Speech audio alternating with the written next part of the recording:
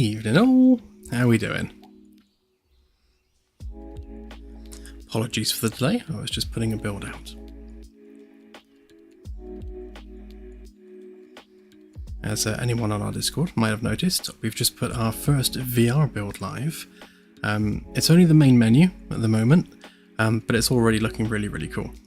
So basically you sit at the main menu and like you've just got like giant planets spinning around in front of you. It's yeah, it's quite cool. Hang on, I have a cat on my mouse mat. Move. I no longer have a cat on my mouse mat.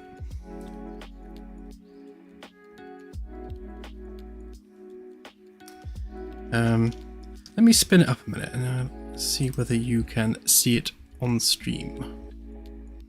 I don't know whether this will work, but we'll give it a try. We'll do for on. Are we seeing this? Oh, yes, we are. Yeah, so I've had to make basically the entirety of the main menu 3D, whereas before it was just a 2D widget on the screen. Yeah, the whole thing has to be 3D to work in VR. But as you can see, it looks pretty cool. And you can obviously, you know, move around, get up, walk about, and just need to look at each menu option for it to activate. So it's just a case of looking at it and sort of clicking the mouse. And all of that works as expected. And we'll have it so that you just press the VR controller and it'll work just the same. And then I added silly things like the UN logo behind the Starship Simulator wording is actually like set back slightly, so it's 3D. Just I like little things like that, so I always add something cool if I can. It's always hard to convey what VR feels like, on a 2D screen. But yeah, when you're seeing this in person, these planets are huge, which is awesome.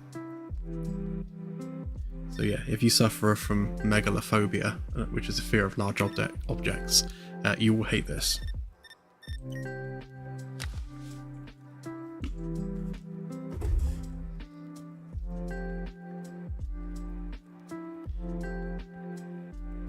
That was a Valve Index. I also have an original HTC Vive as well. The kids have got quests, so I'll be stealing their quests for testing on those as well.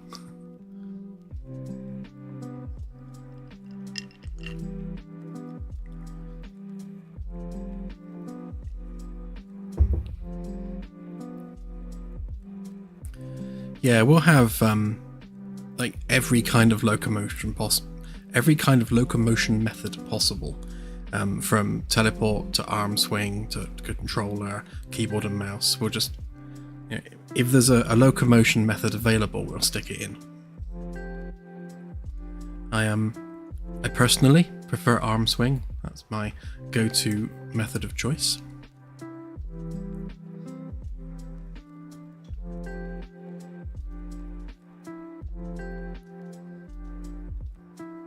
That's a really good idea, AJ.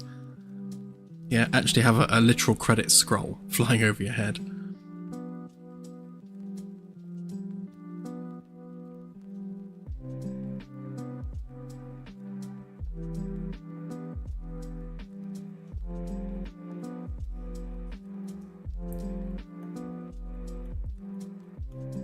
Sorry, just scrolling up chat a minute.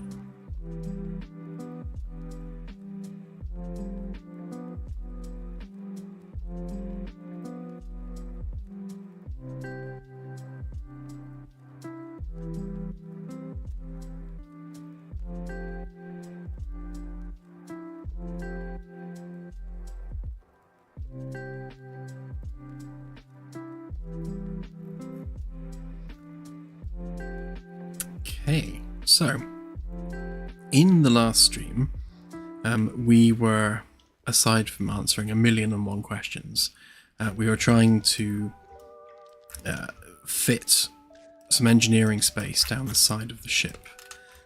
So I will continue with that today. See if we can get this properly scaled and angled nicely. I might even start producing some frame cross sections as well. So we'll start slicing the ship into sections, which is kind of the first step towards like, properly building the framework for it.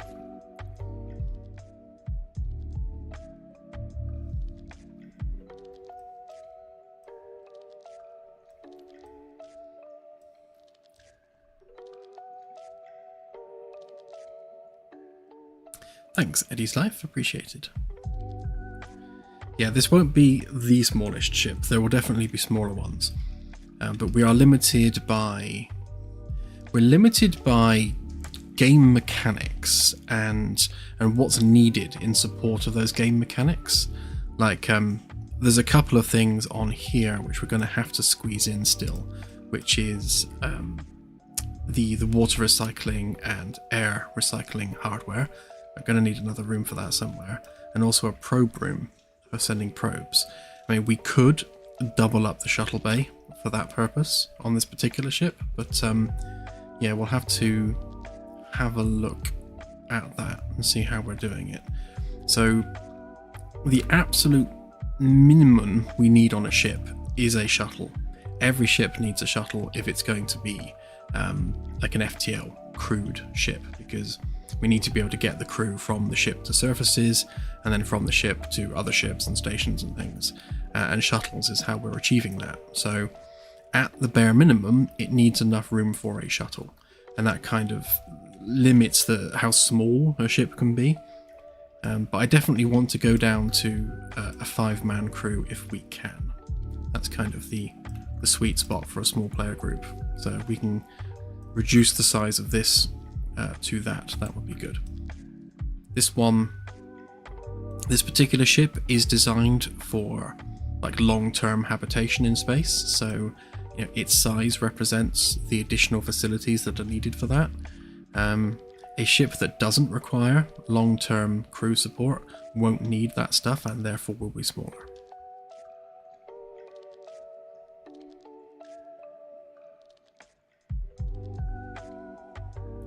Right now it's mostly just me doing the dev work, Mr. Joe, but we are actively recruiting and looking for contractors.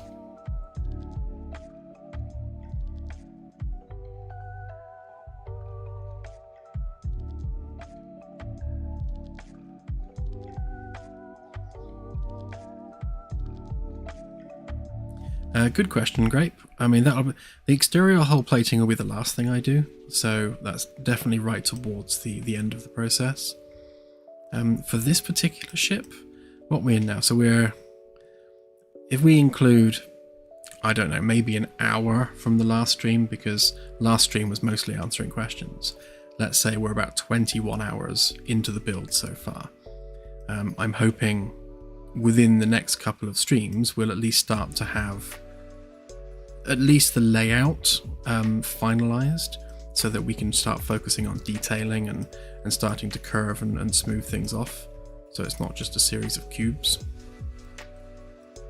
But I reckon probably at least 100 hours minimum.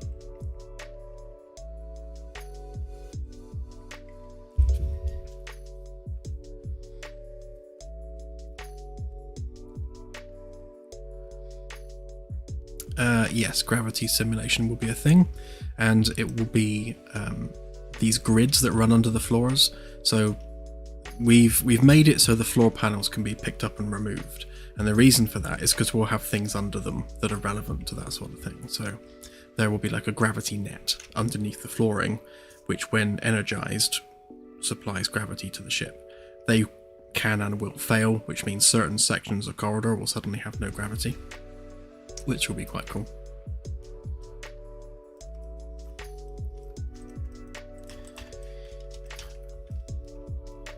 Right then.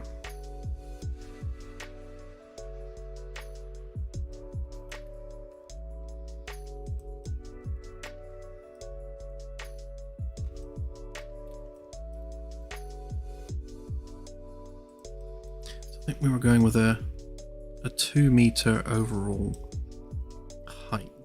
And I think what we'll do, maybe for the actual crew access itself, not make it a complete circle. We'll have obviously a flat bottom to it for the walkway,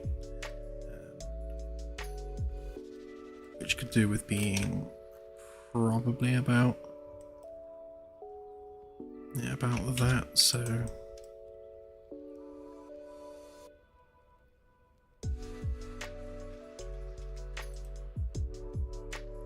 it's 1.5 meters in terms of walk space, which means the head height needs to be at minimum 200. Which means we need something like that.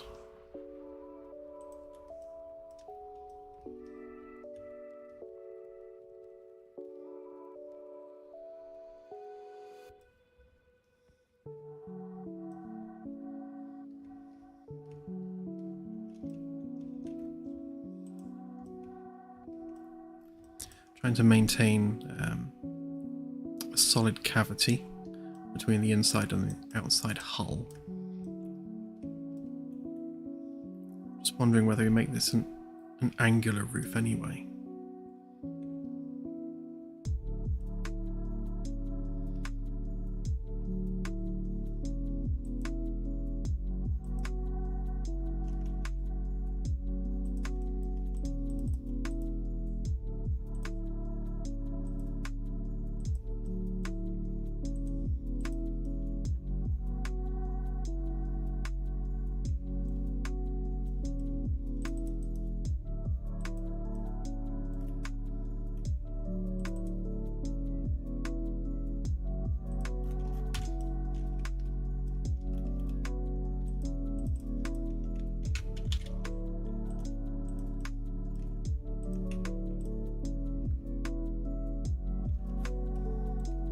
That kind of represents the minimum amount of space that we can make available for the crew.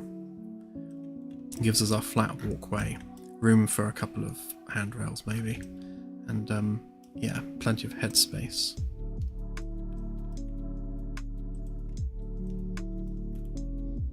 So that takes us to there.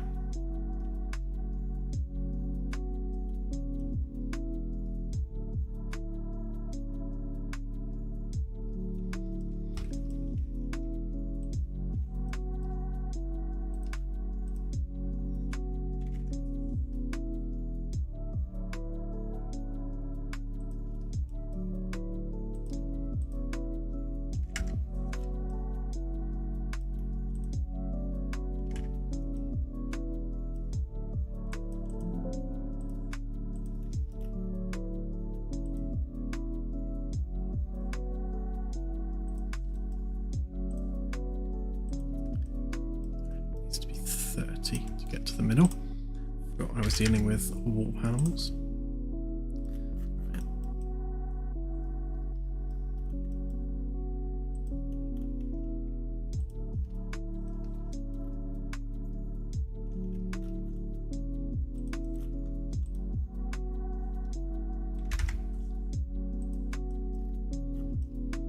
So I'm going to try and keep these segments perpendicular to the ship, and then just move them out slightly to create the curve, so that when we're actually building the ship, we're building it in nicely perpendicular slices, which will make things easier.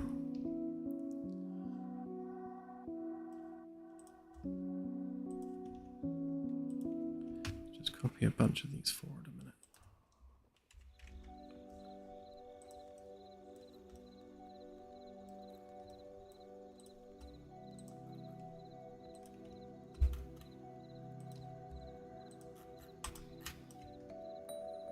So if we were to make that the absolute minimum in terms of available space, probably don't need to go any further forward than that, because if we, as we said, we were going to have the RCS here sticking out a little bit, as well as maybe a little weapons cluster. Yeah, so we'll stop the maintenance access just short of the bridge area.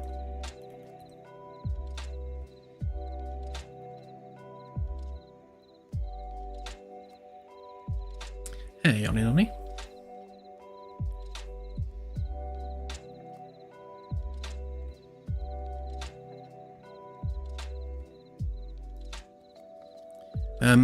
Blender and Maya are great for general purpose modeling, but what we're doing is kind of ArchViz here, so CAD is kind of the go-to for what we're using it for.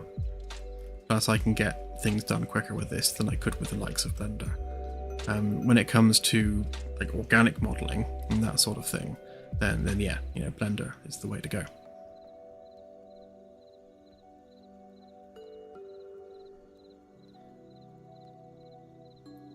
Yeah, so as Oni Noni just pointed out, when I put the dev build out about half an hour ago, I neglected to remove the sort of the whip model for the Caravella. So it's currently parked next to the Magellan. So if you get a camera drone, you can go and have a poke around the internals. Although it is like a 2-week-old version of it.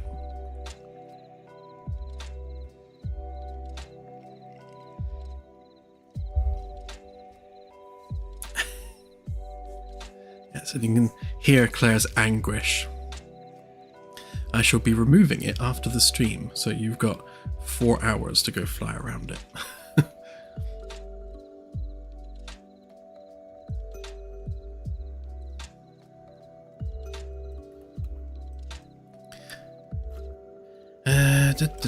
Right. Let's just take stock of space a minute.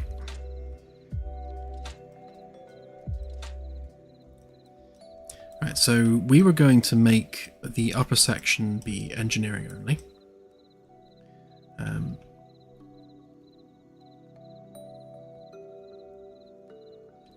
If we do that, it does mean this can be wider.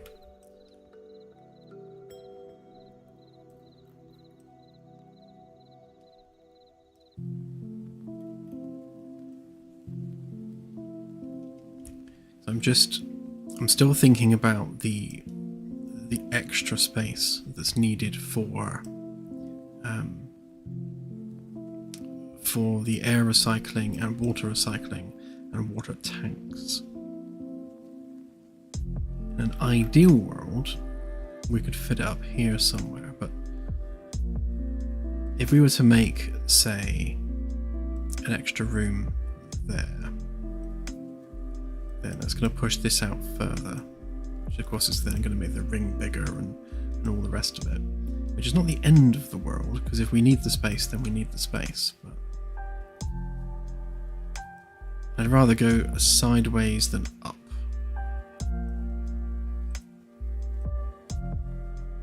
Doesn't really necessarily need to affect anything underneath.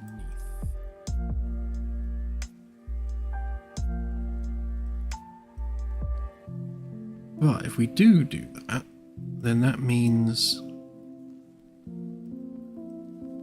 we can drop these down a bit, have the room go above there, turn this into a room rather than a corridor. We can move that. Well, that doesn't even need to be a bulkhead then. This can just be like a little alcove with a room in it.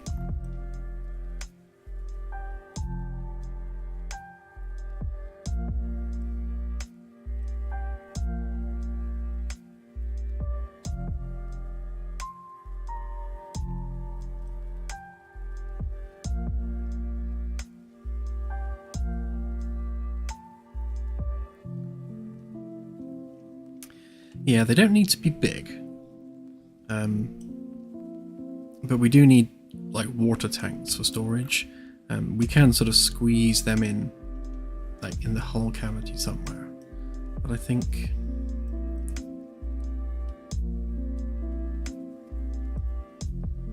if we were to make this into an engineering space, then we can basically we can keep our upper access to the shuttle bay, but have the upper section as engineering only, so we can turn that into like a secure engineering door and have general crew access down the bottom. And then we can have a door here in the main engineering stairwell leading out into the shuttle bay space, which means that in an emergency we've still got that secondary access into the shuttle bay if need be. That does give us then the freedom to have bigger rooms.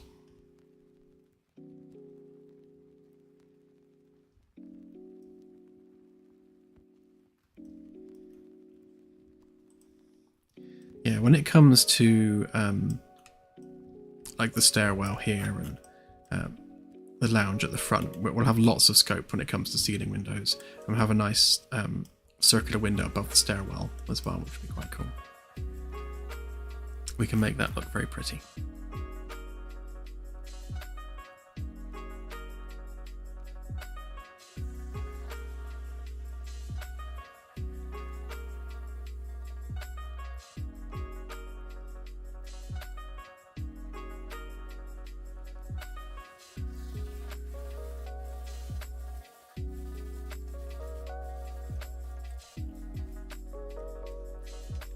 Actually, I'll just move that for a minute.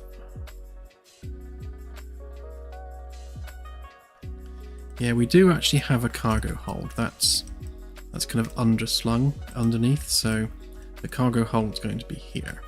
And obviously we're going to have the hull curve up towards the back and curve out towards the sides. So it'll be bigger than the square that's there, because it'll have the angled sloped edges, which can be used for cargo storage as well. So we should be alright there. And then we also have engineering access into the cargo hold here at the back, and from the shuttle bay via stairs and a cargo lift.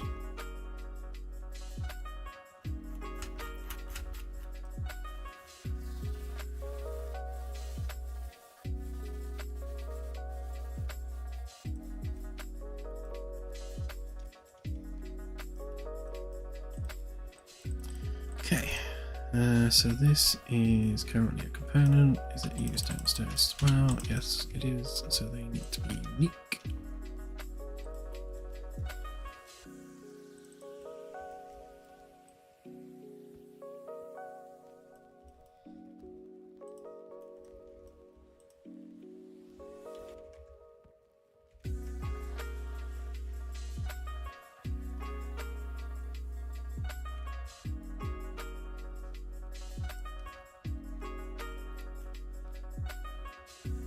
So if we went that wide with it, it's basically just double the width of the corridor.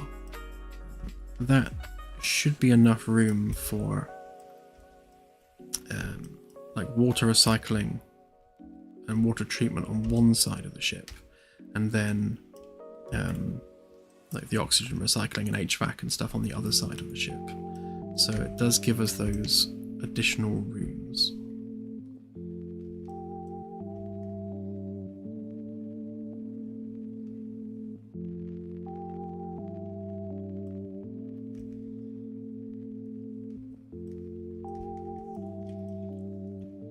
Which can potentially be longer.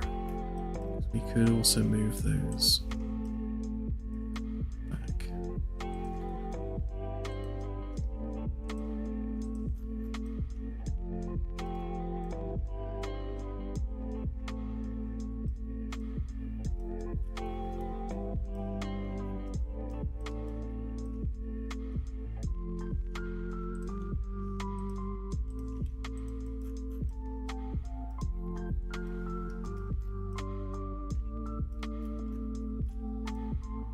That'll have to be an angle anyway. That will angle across there, so we'll cut the corner of this room off, but that gives us what is quite the large room for water tanks and the like.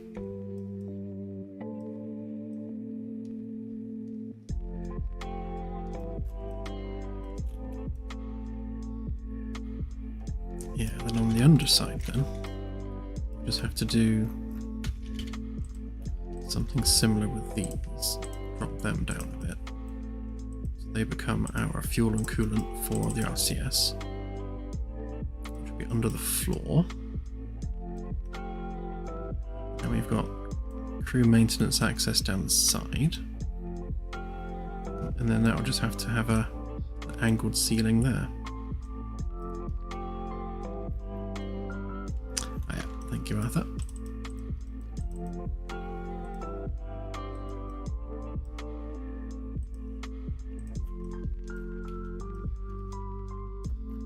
Yeah, so these, to be honest, they don't actually need to be doors, they can just be a corner. We could just have the crew quarters open out onto the stairwell, but I think just having them tucked around the corner like that is just a bit nicer.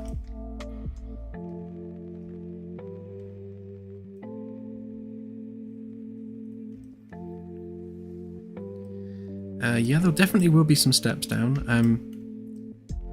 Like certainly for the maintenance access there, that's going to have to step down, and then the hardware itself will be kind of sunk into the floor because we're kind of halfway between decks, and obviously the bridge as well because it's halfway between decks.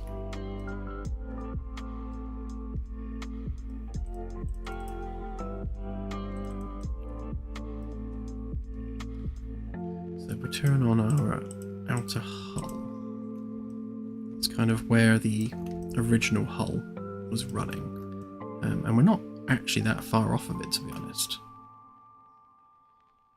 If anything, we are just making better use of the space because we don't have as much of a wasted cavity there. Yeah, and then that bit curves inward.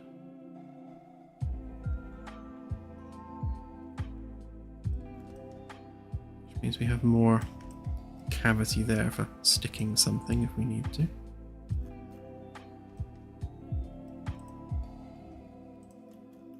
So if we were to stick to our original dimensions,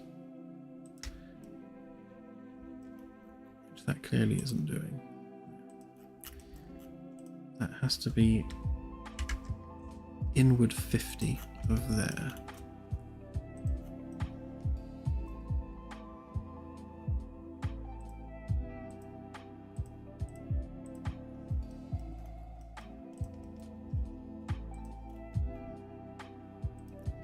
And that one needs to be inward 50 of there.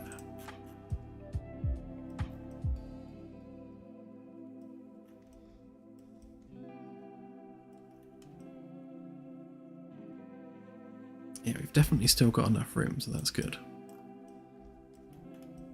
The only awkwardness about the whole thing is that the windows are ever so slightly higher up than I wanted them to be. They're going to have to come up and over there. That's not the end of the world. And then we can have our engineer basically walking underneath where the windows will be. Which look a bit weird, but yeah, should be alright.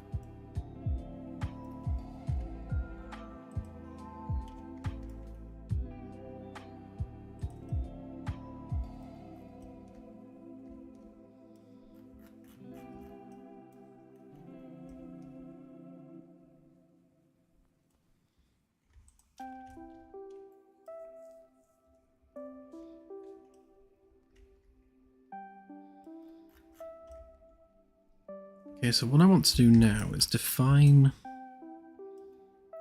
define the kind of the final version of the curve that goes over here, and then make sure that we have, you know, usable crew access down the side. So as much as we have room to fit a crew member down there, obviously we want them to be able to actually perform some actions with these tanks and things. So if they're buried deep in the floor, he's not going to be able to reach them.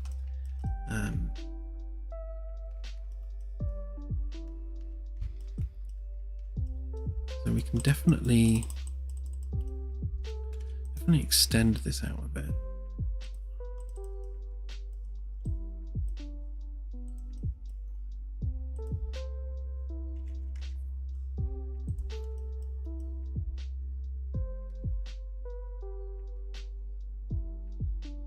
So we'll have a door here leading down basically half a deck into this section.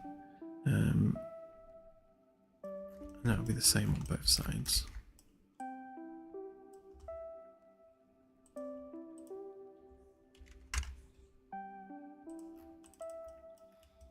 It's a shame that we can't join one half deck across to the other half deck, but there's just too much stuff in the way. And then all of this is basically engineering space, so we shall colour it as such.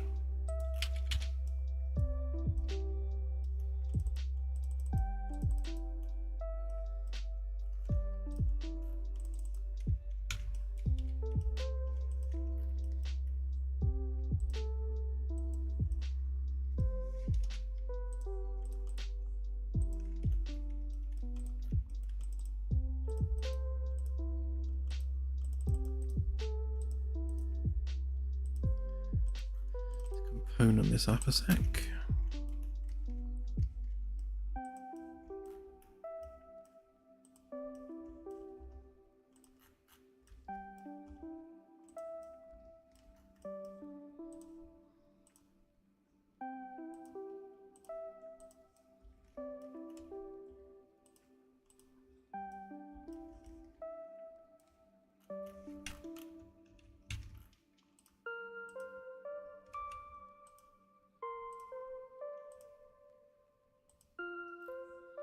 Weird. Not sure why it's deleting that face.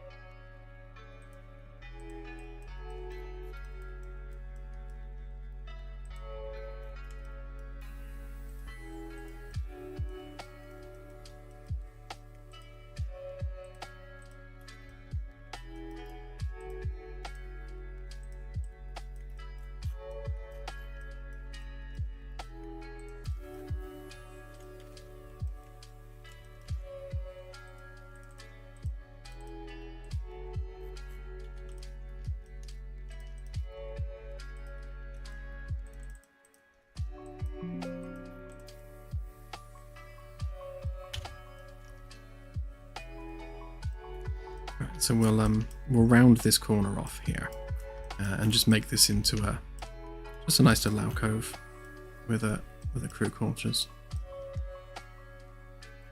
Just kind of completes that end of the crew deck, and then engineering is basically backwards of what would be a bulkhead all the way across there. So we don't need deck one in the way. Yeah, so all the way through here is basically a secure, solid bulkhead separating engineering from the habitation area. It gives us 2 large new rooms to play with. Should be able to fit everything we need in that space.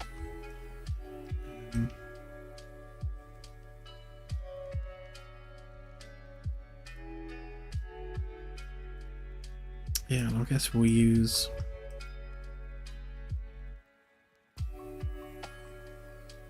the corridor for access. What's the separation point? I'm trying to sort of keep it in my head where the frames are. So again, we'll be chopping this up into frames. I'm going to try and, if I can, stay consistent with that. This is the awkward one here, because you've got like half of engineering and then half of the habitation area kind of split in a frame.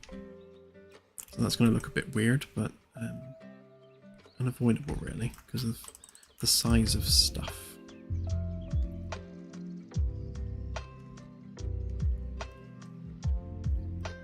Means that... so this area here is all part and parcel of the same frame.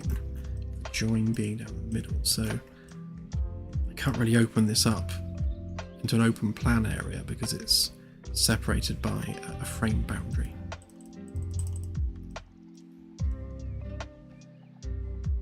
Which means ideally we need a... yeah, I'll stick a door on this side, which looks like it's going to be too big for the stairs. Typically. So yeah, that might actually have to be a side door there, and then we'll just retain... well, that said...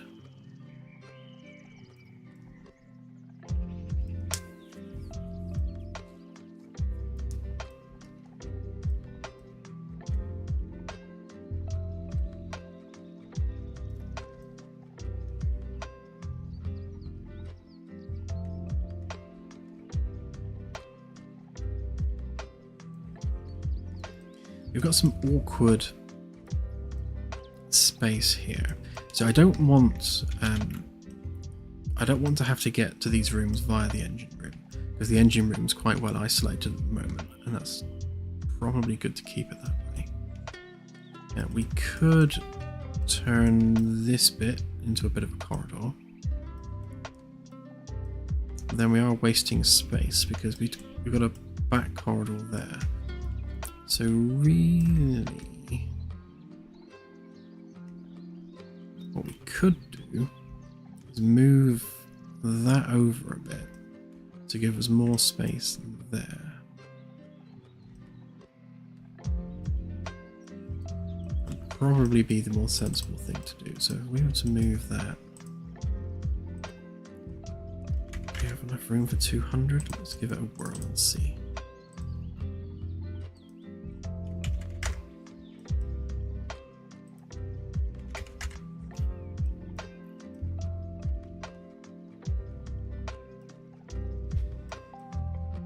Yeah, that should do it actually. Which means we have a more central door into the room.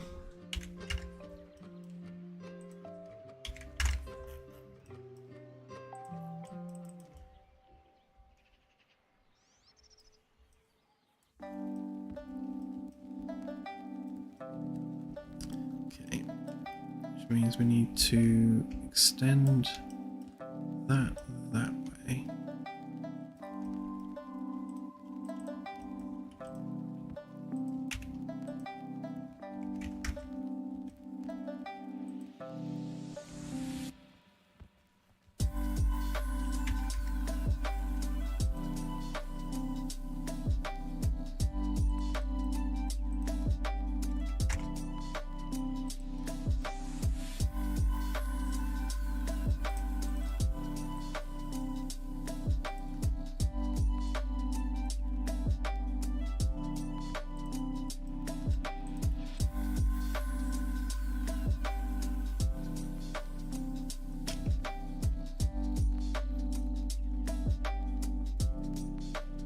That's making much more practical use of that space now, because we've got what would be just a corridor with rooms off of it, rather than having to start stealing too much space from a room. But at least here we can pull this out a bit. So I guess I can take it to there. That would need to come out to...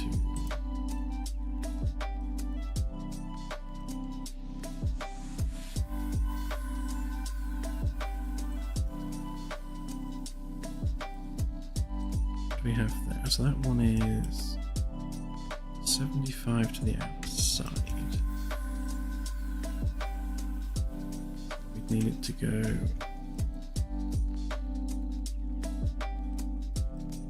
there.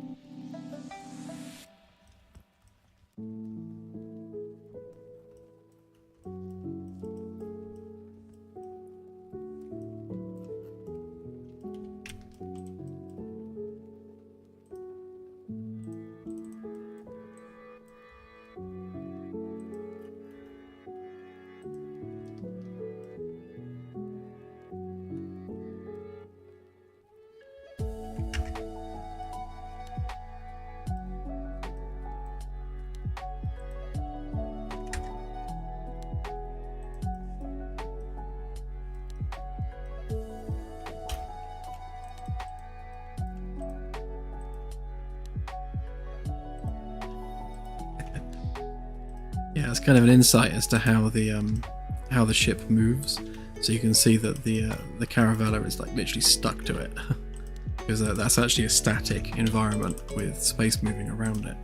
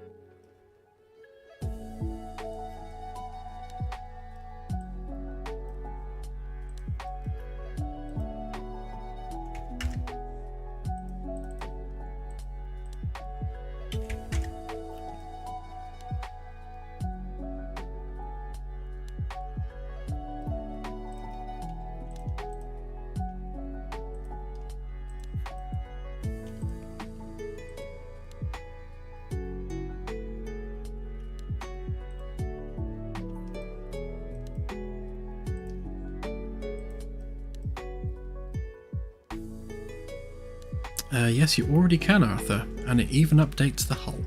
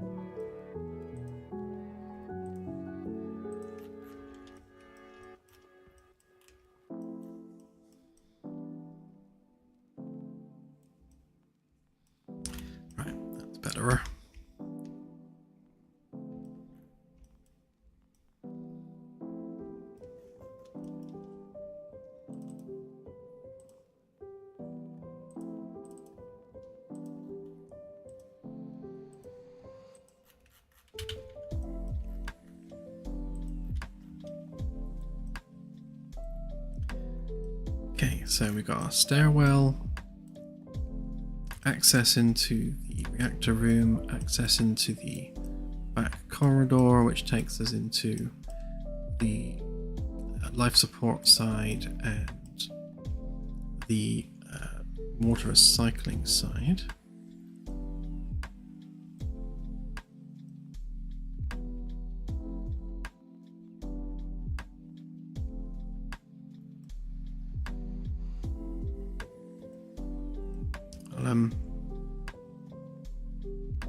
I shall merge a lot of this into obviously a lot more coherent geometry once it's all fleshed out, but that should give us what we need. And then we'll just have like the storage tanks at the back of the rooms here.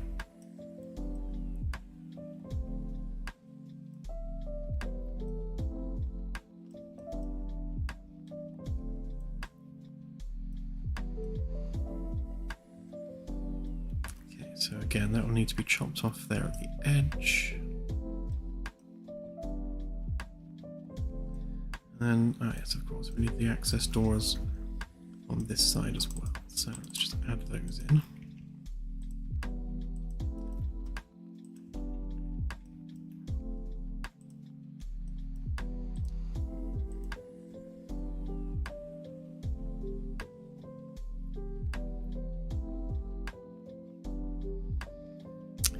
Yeah, not out of the question, Arthur. I think it's probably a prudent thing to add.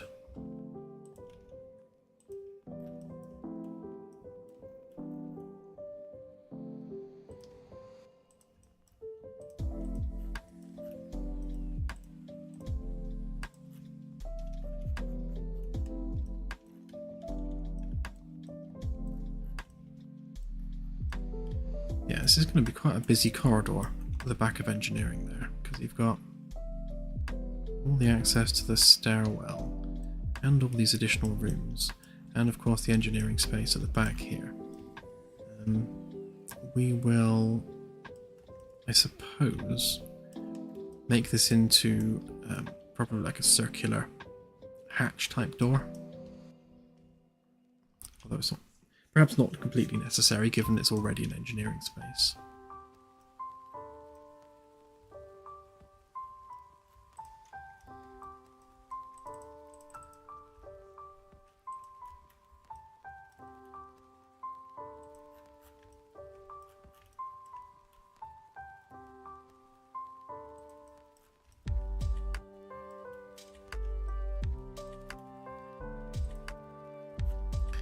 There's that frame line there. Okay, so we are going out to, what's that? It's 575. That would be 1,000. That's 10 meters.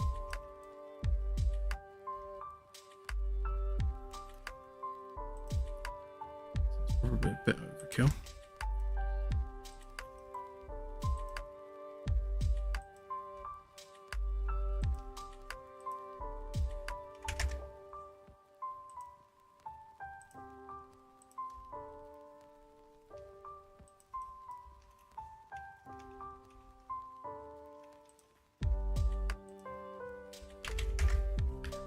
Keep it exact to the grid, so that takes us to there for the actual edge of the outer hull.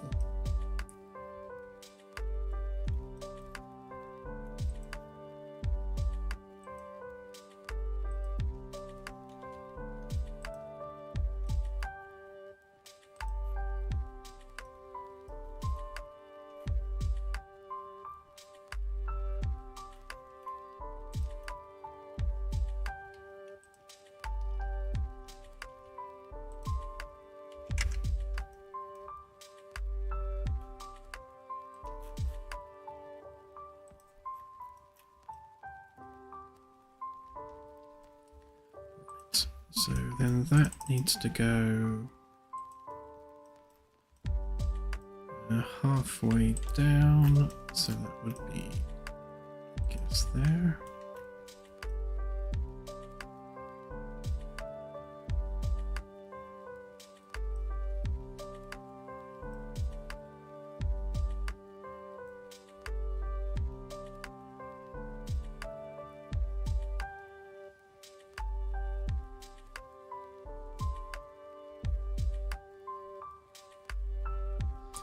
Yeah, there are going to be a lot more frequent updates.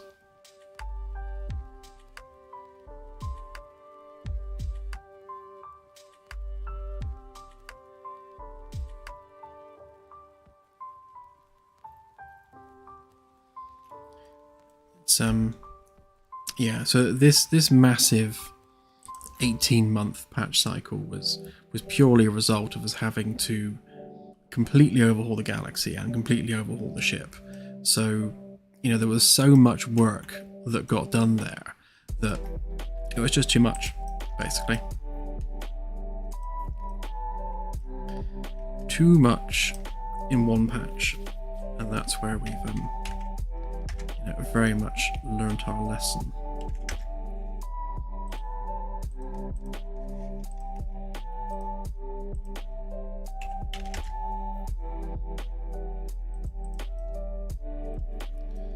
Right, so that should get us down to ground level, albeit with some slight adjustments needed.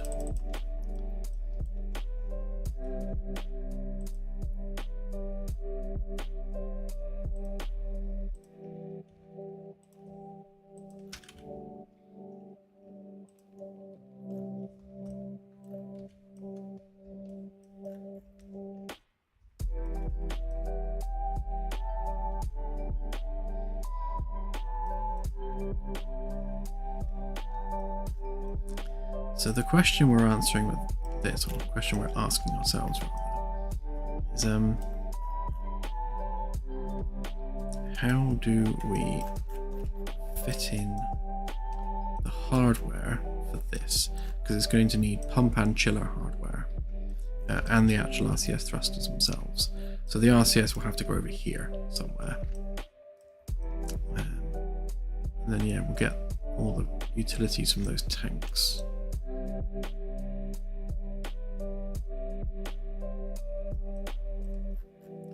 Let's grab our guide back over again.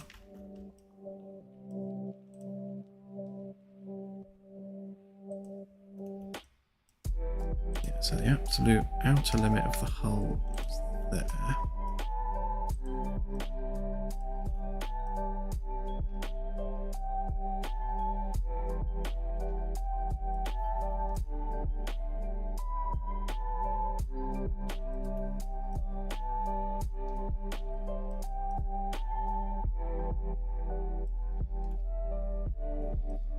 Basically, the presence of this room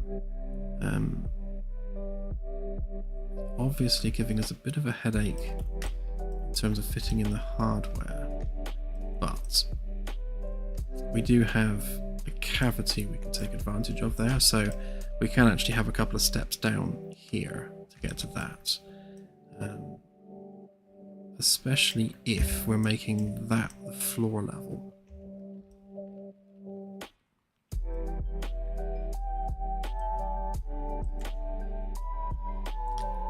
Lower down there, so it's just over a meter.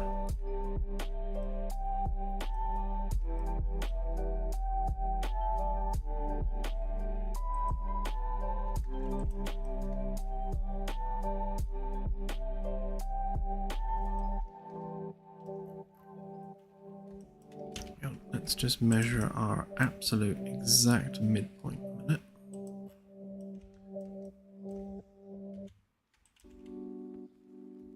So we are just shy of a meter away from that. So I'm wondering whether we actually drop that down ever so slightly so that it is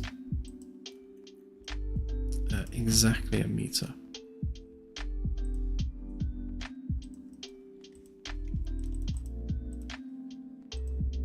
So let's just copy that over there a minute.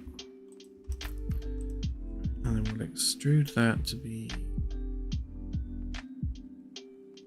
there, so that's the exact midpoint. We'll take it down by exactly a meter.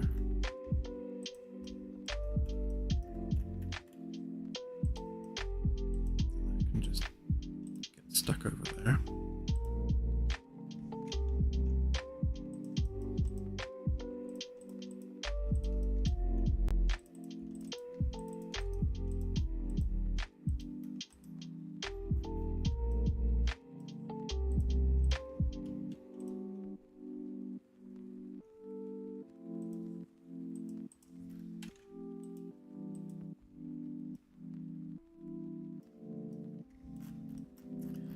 because of course it doesn't line up.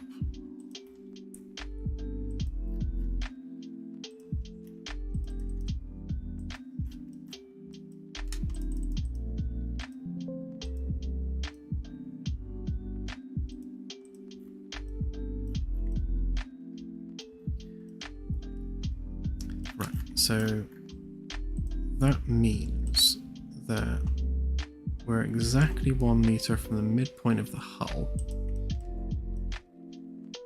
which takes care of things like headroom.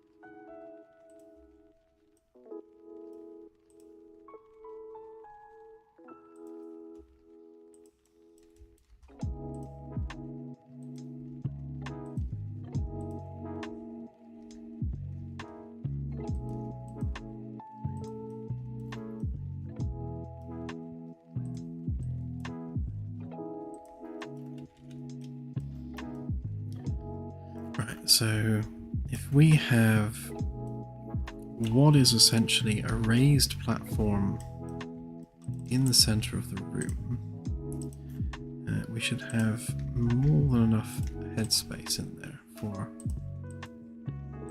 maneuvering around, because obviously the ceiling is going to go up on a slope. We'll have space enough to get down the side for following all the utilities and things, which obviously are going to go all the way to the front. And then we'll have like another couple of steps down here. So you'll step down into like a little pit area where some of the hardware will be located for these guys. And then the same at this side as well. Although we do have a bit more of a cavity there we can work with.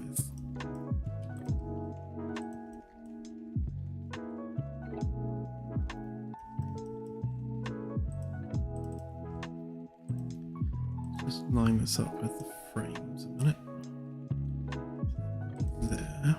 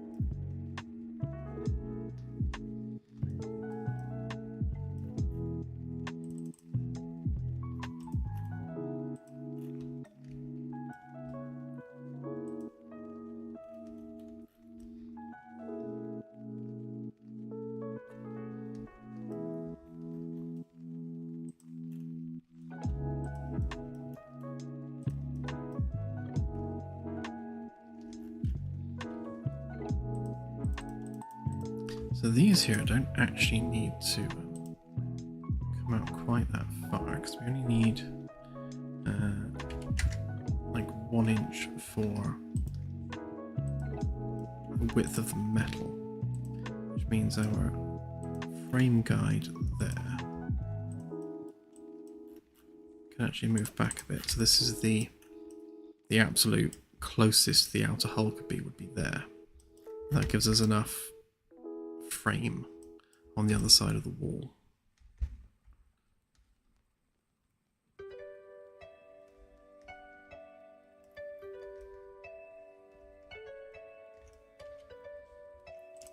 means in terms of our minimum height for the hull, there.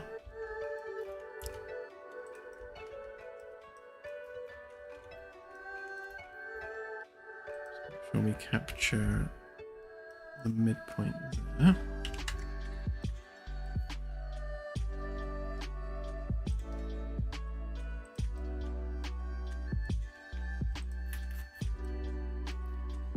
So from there to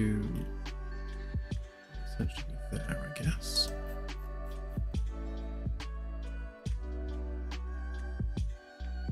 So that's our minimum there.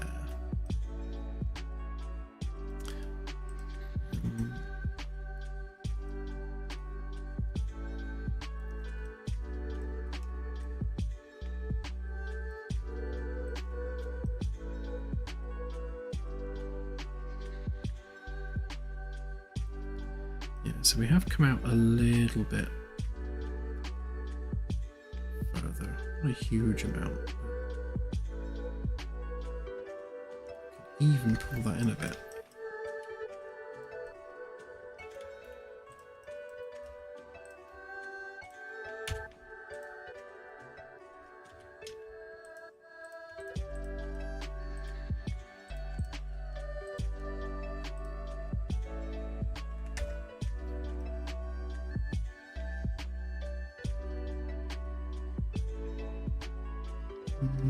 No, maybe not actually, because we need. So that is probably not a full frame there. Let's grab a template.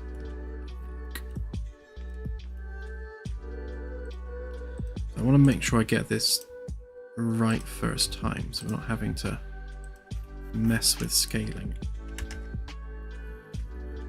200 times 6.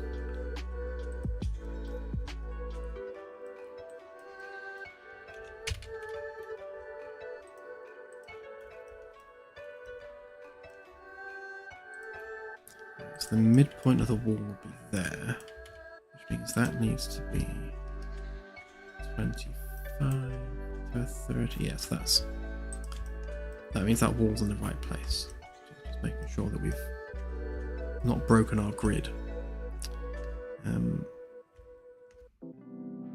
Which means so the absolute closest the edge of that wall could be would be 30, and it is 36. So it means we are perfectly not in the way of anything, which means that can actually come out that much further if it needs to. Which probably will with a handrail anyway, so good.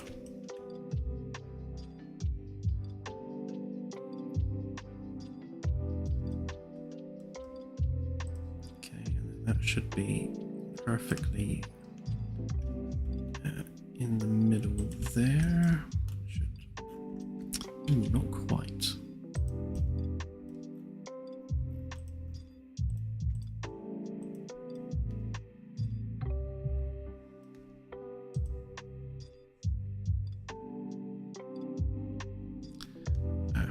That must not be on the grid. Okay, so that means this needs to go there. Oh no, it is lined up. No, ignore me, it's fine.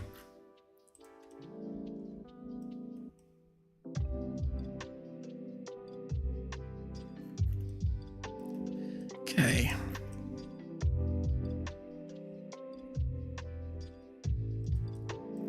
So we need to basically redraw this curve here, which means previous hull shape that needs to go for now. Then this needs redrawing.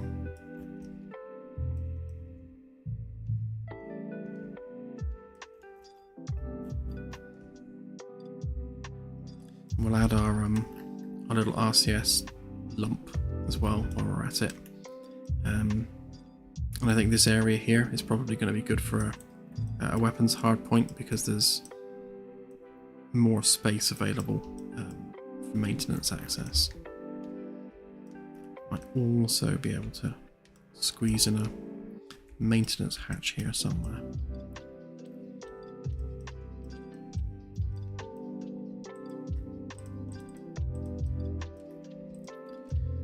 So, at a bare minimum, this needs bringing out to there.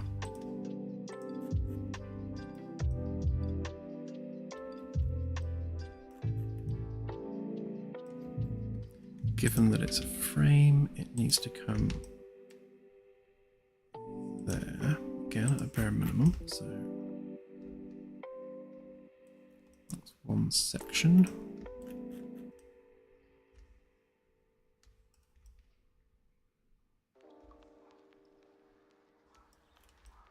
Still looking good shape-wise.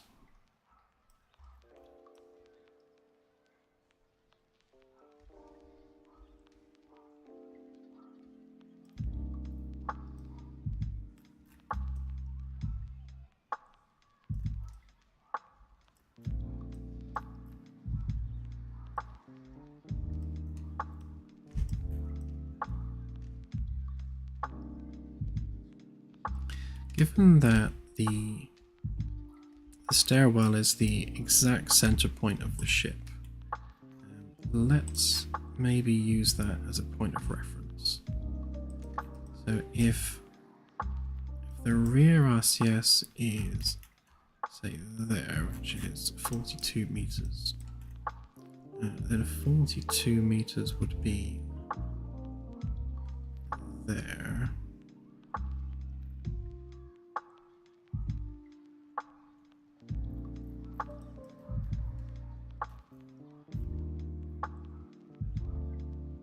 Obviously that's going to be the midpoint of it.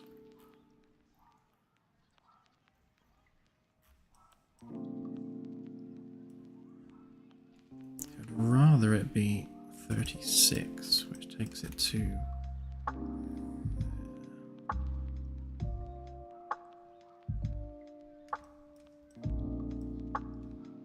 which puts it in the way.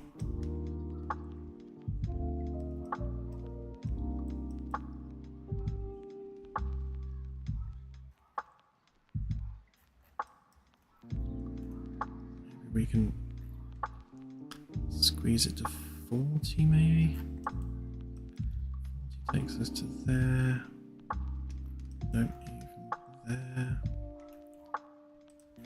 Which means the midpoint for the RCS would be there.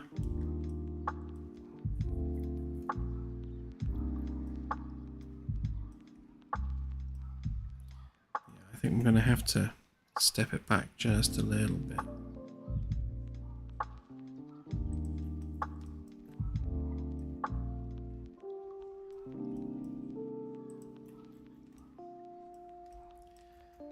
If we enclose that all within what is essentially a single frame,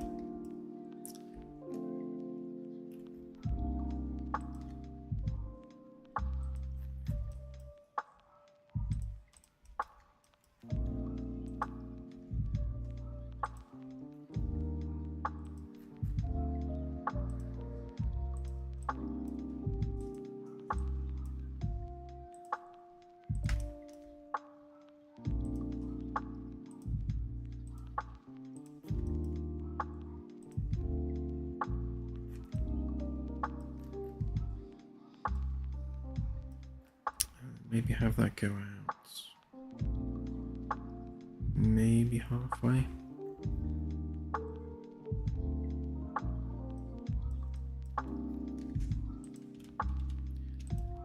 Let's borrow these guys.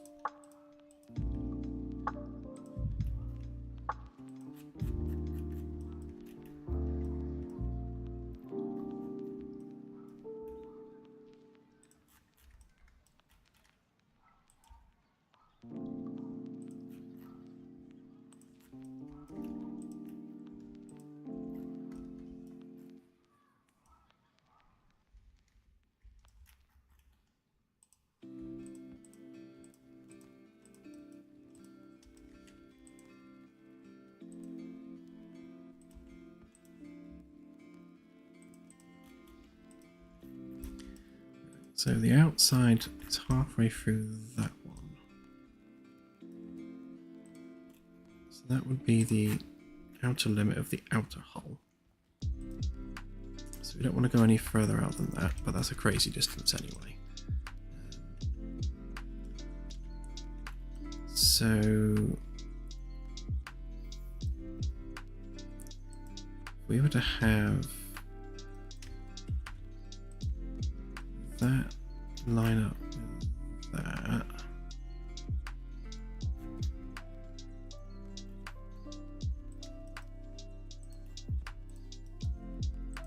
which means that would come out a bit further to there.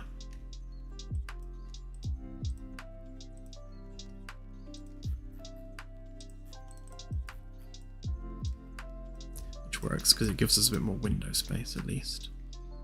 Which means that would have to come in a bit more sharply there. And then the halfway point would be there.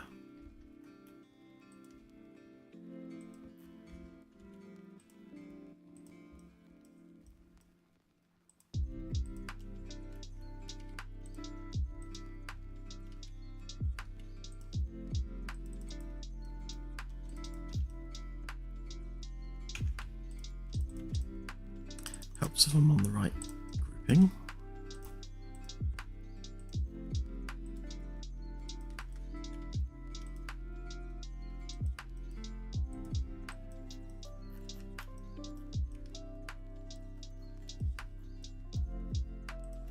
So I would say definitely not that far.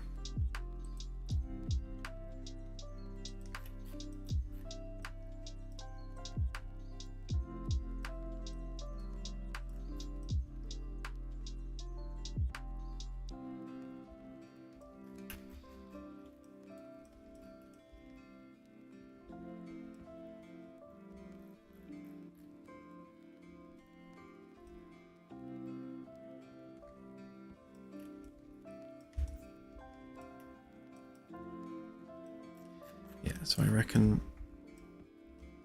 come out like that, go in like that.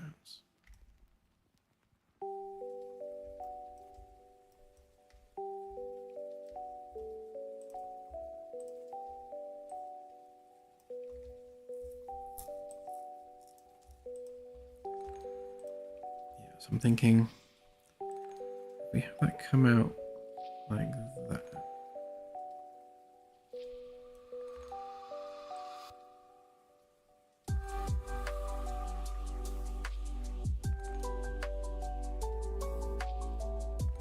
So we're practically at the right distance, and then kind of just maybe give it a 10-degree incline.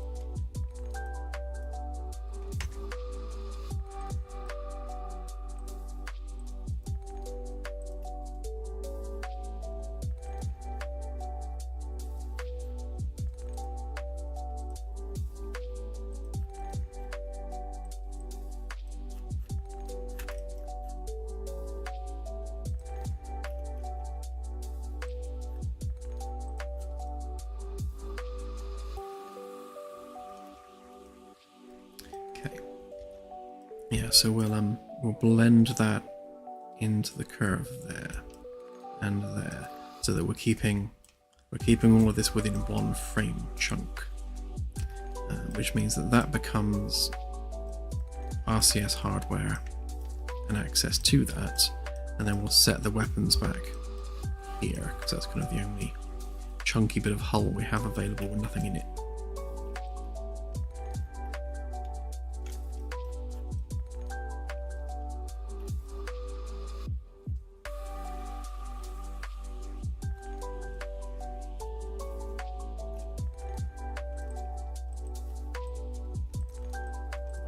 going to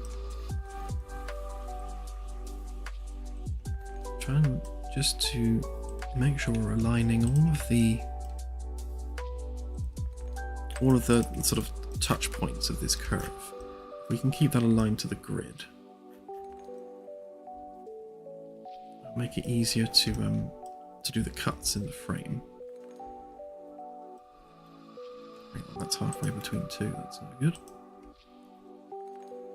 You go there. And you go there. Yeah.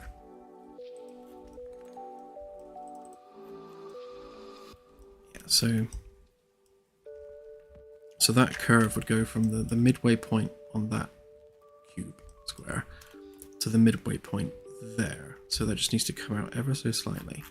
And that keeps everything just aligned to the grid. And then that would come down probably to the midpoint of this one as well. And then smoothly pass through the various touch points. Because then once we start cutting this out into isolated segments, it fits nicely to our grid.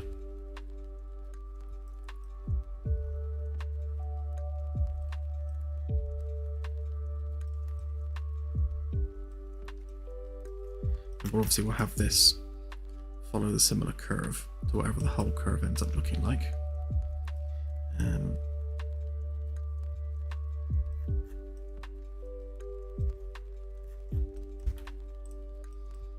Let's give that a whirl a minute.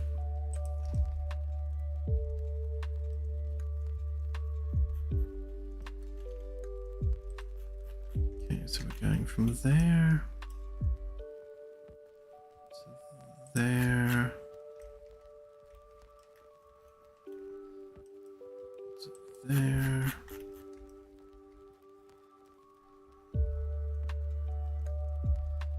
Maybe there.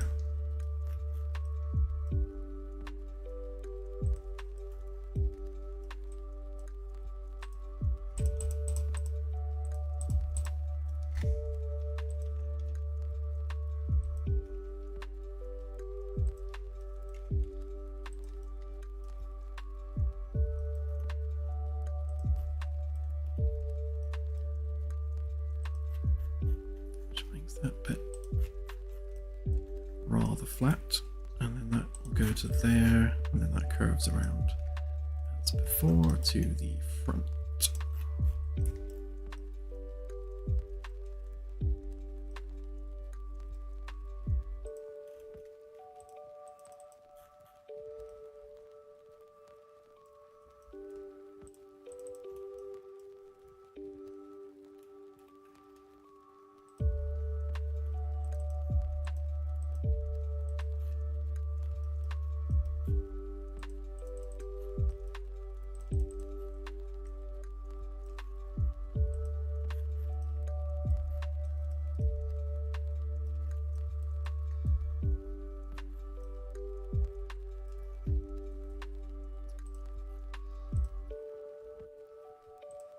You know what? I reckon we need to move that to there.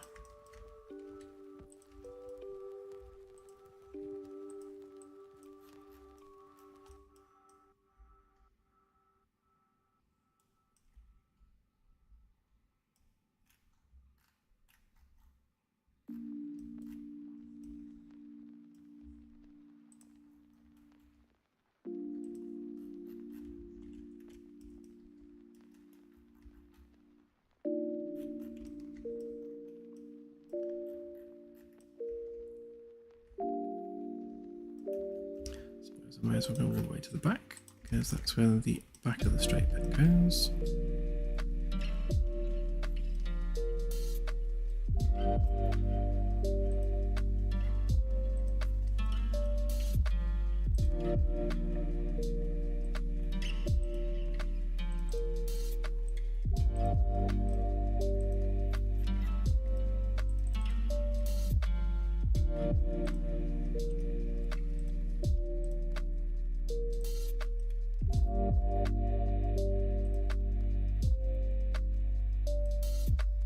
Fair point, Delta.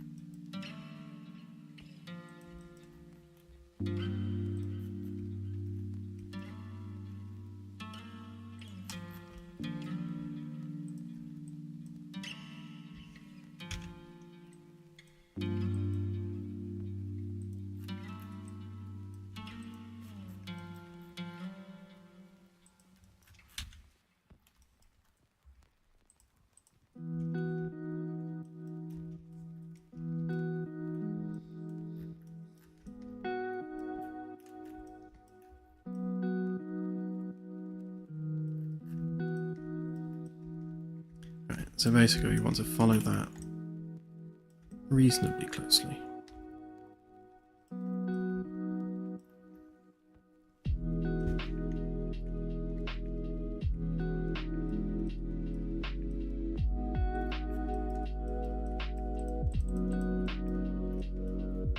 Suppose we want to draw that one as well, just for completion's sake.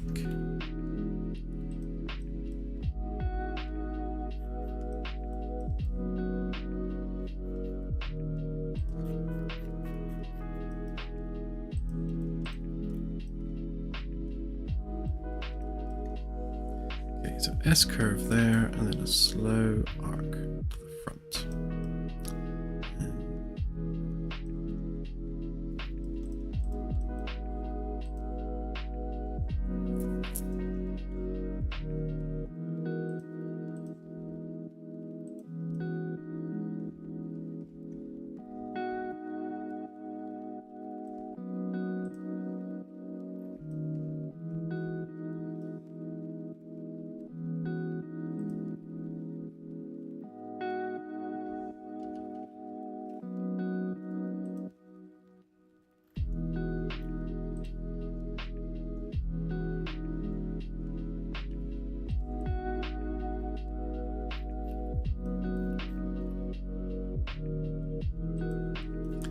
I did this last time now.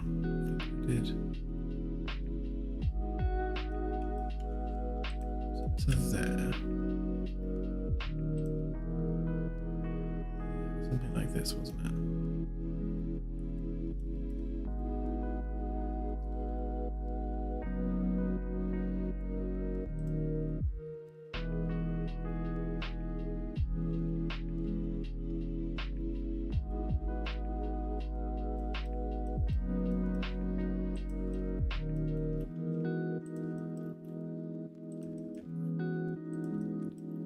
Try and do this bit a minute. So if we take that across there, because that's our end trajectory, that means from there to there to there, there to there.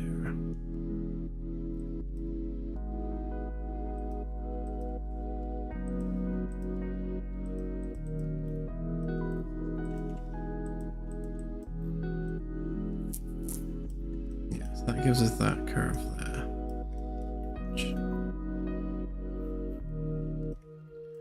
hits where we need it to there. And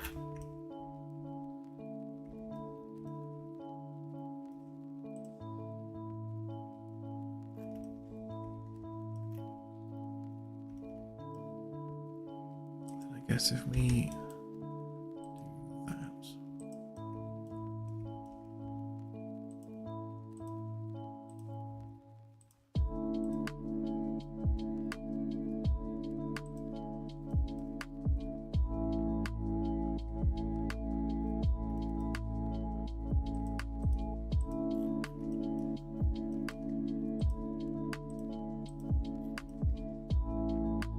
gives us a nose section that.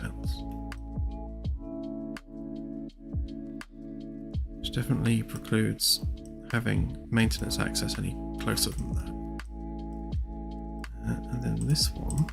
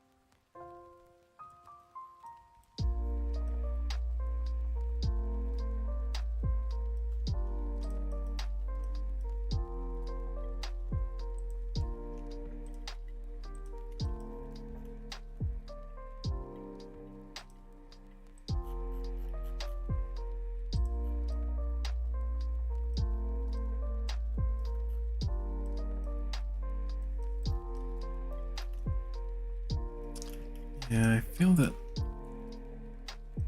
it's probably a bit too far out.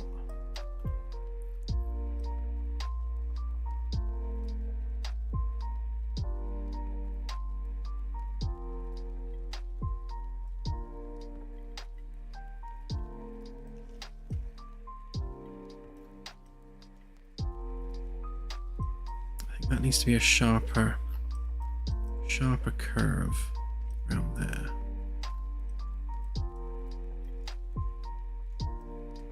Make that straighter.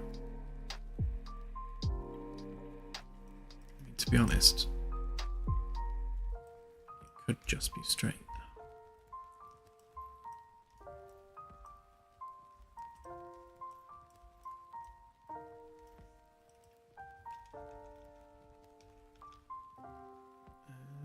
Yeah, let's put them back a minute. I think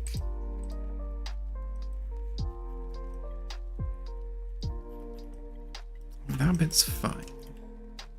This bit needs to come in further, so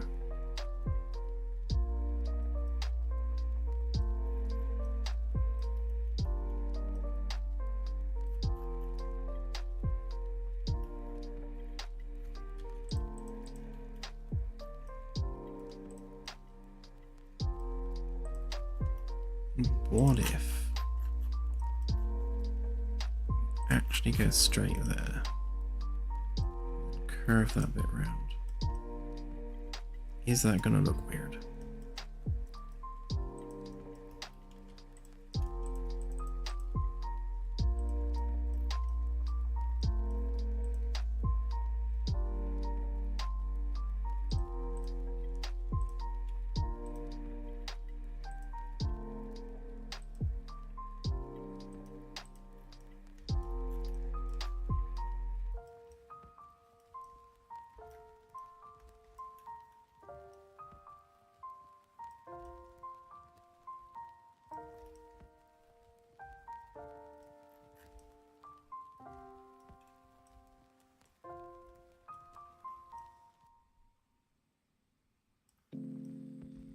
So this gives us a nice bit of room here, certainly, for some of this pump hardware. So that's good. Let's just pop this out here a little bit.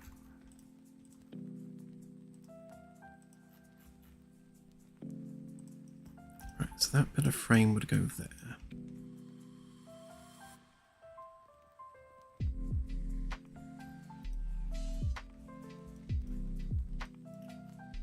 And that frame have to go there.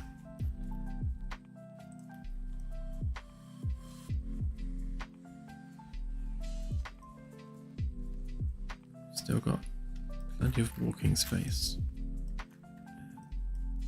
Where the windows are, because the windows for sick bay would be there.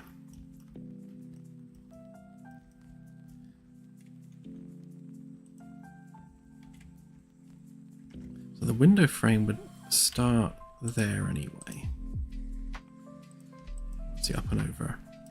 And we would have to start it more like there, so we're not having to make the window like significantly higher by having it there.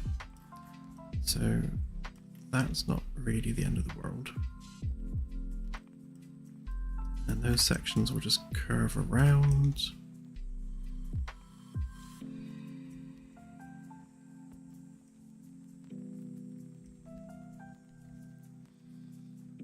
Definitely would have preferred a straighter edge to the stairwell.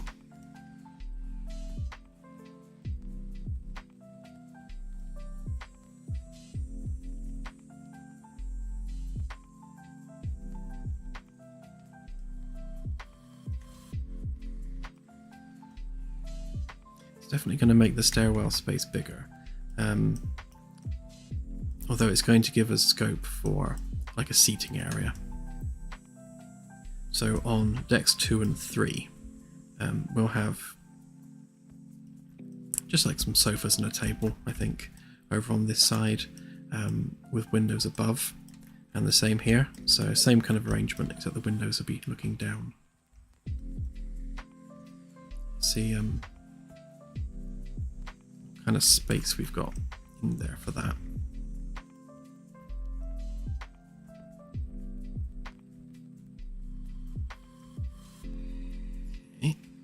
Which leaves this bit.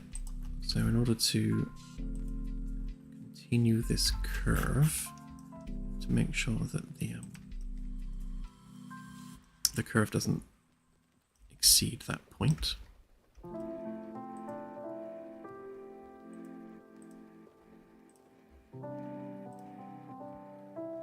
kind of go.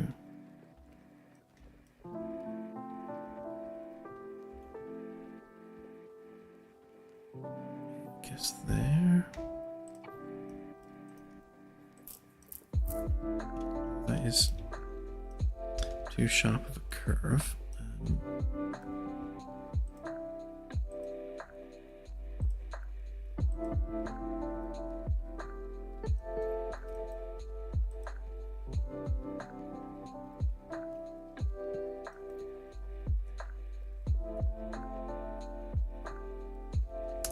That's it. So that's our point that we're attaching it to there. So go from there to there to there. That should be our curve.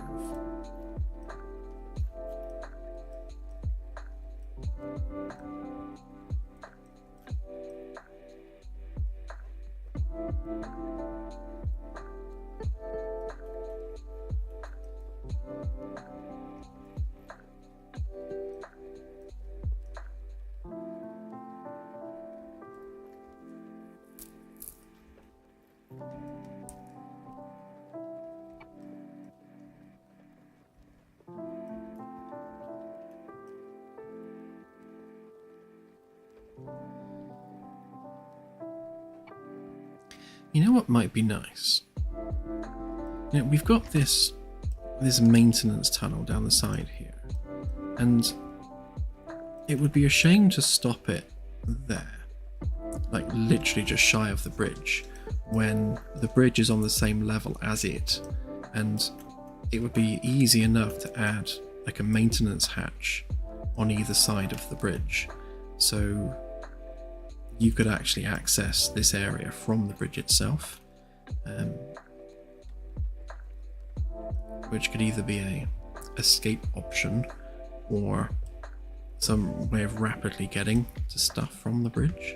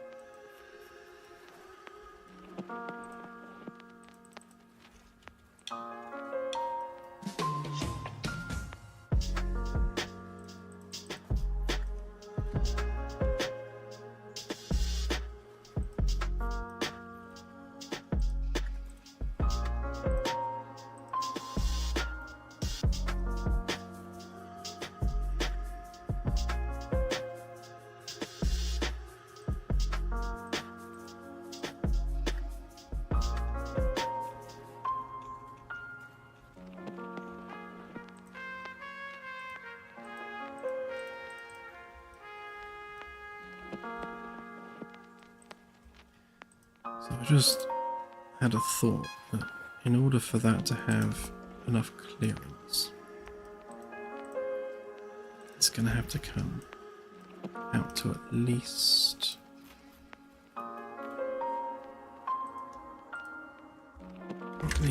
there.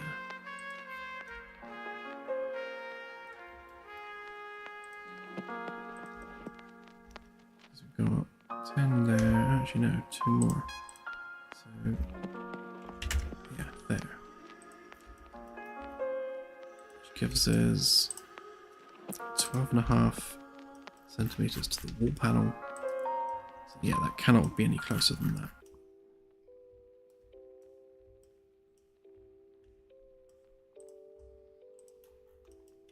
Which means neither can this one. So that absolutely cannot be any closer than that.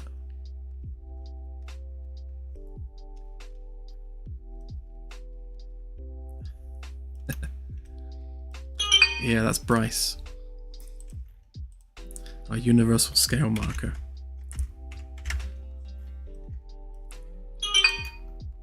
Shut up, phone.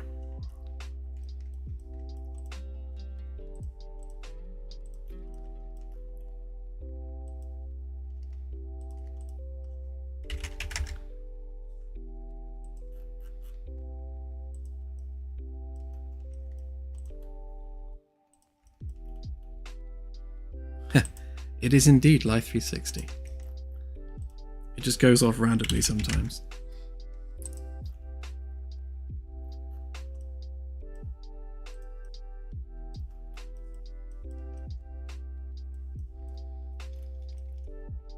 Yeah, so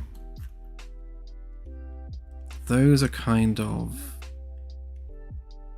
like the absolute limit for where the hull can be if we're going to have a person walking down that gap.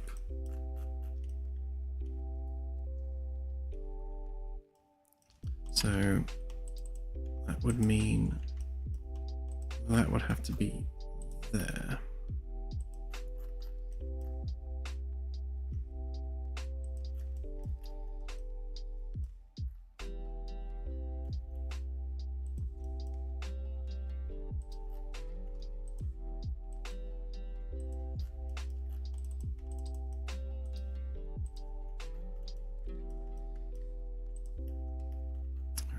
That one would be there.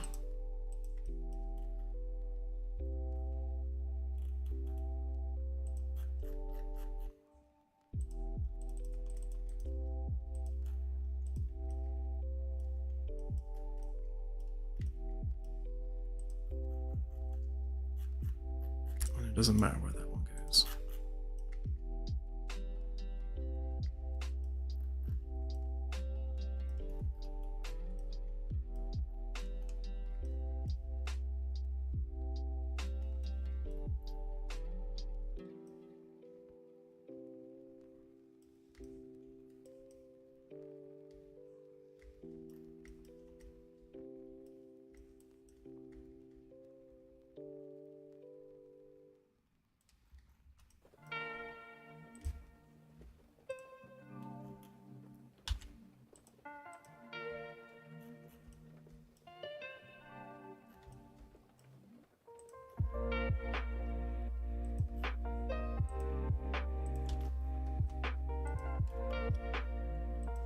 Get right angle for this. So if we're going to measure it to there,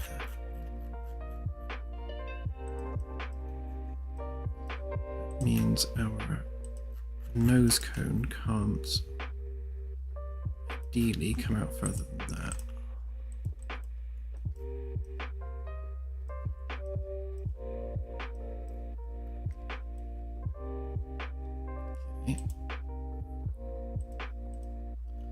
Means we'd go from there to there and to there. And that gives us our onward angle.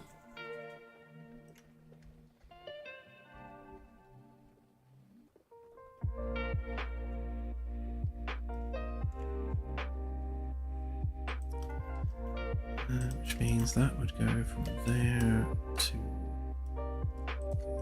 there.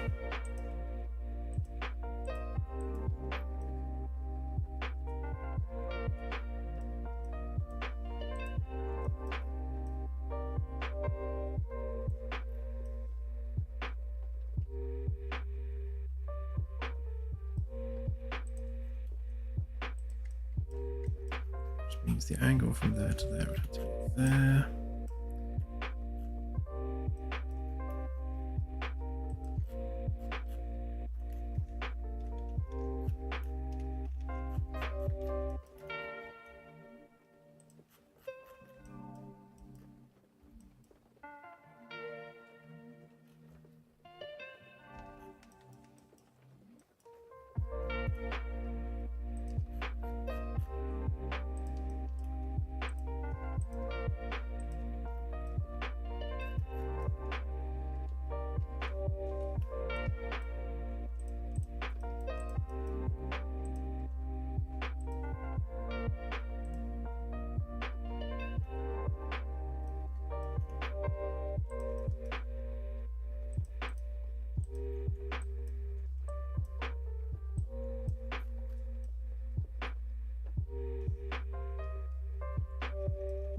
That's not good, is it? Because it's going to come at a weird angle. Yeah, so that.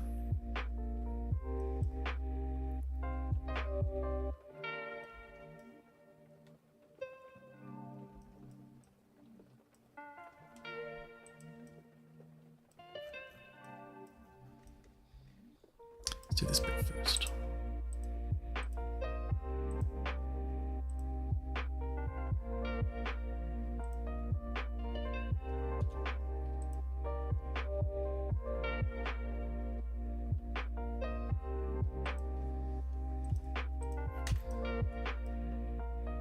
So if we do it like that, then that should be angled there. So we kind of need that to then curve gracefully to there.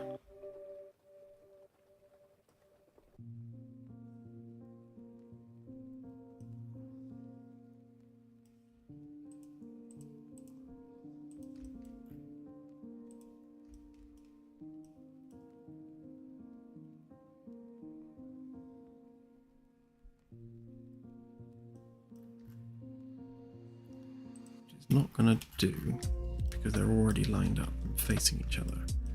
So I guess we need the midway point of that angle.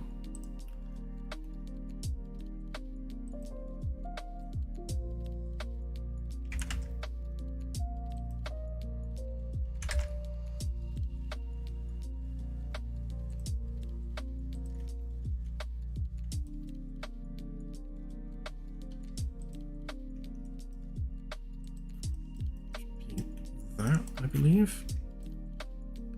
So the angle for that would be more like that.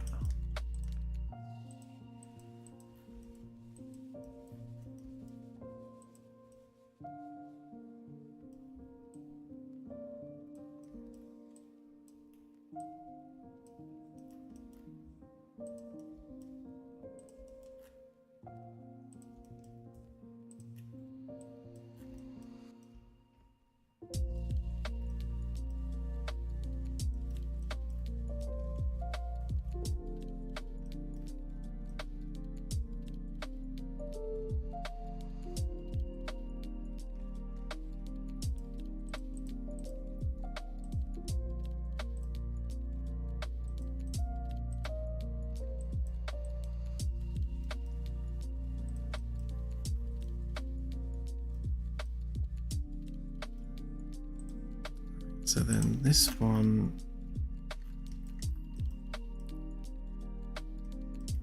where's the midpoint go? Yeah, there. Right, so that one goes there, ever so slightly off. That's fine.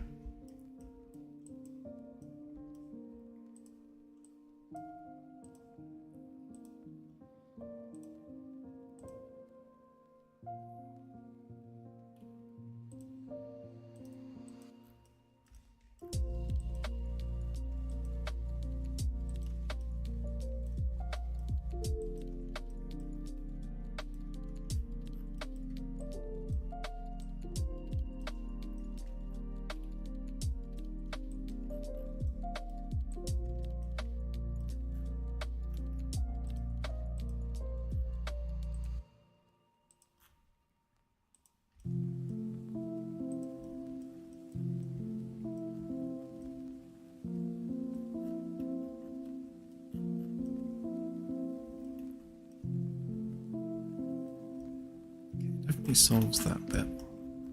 Oh, we're still coming a bit too close there though.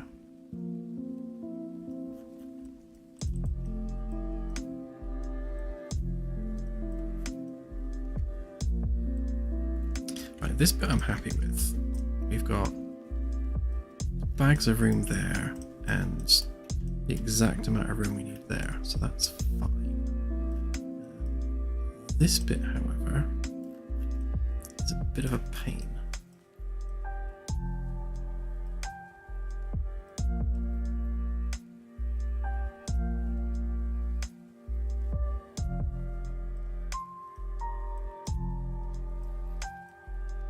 It is also potentially going to make the nose of the ship a little bit too pointy. Sorry, the opposite of that, not pointy enough. It's going to make it quite bulbous and round. Ideally, we want something a bit more, just a bit more streamlined. So I'm thinking, as much as it would be nice to have that maintenance access from the bridge, I just don't think there's a way of achieving that that isn't going to mess with the profile of the ship.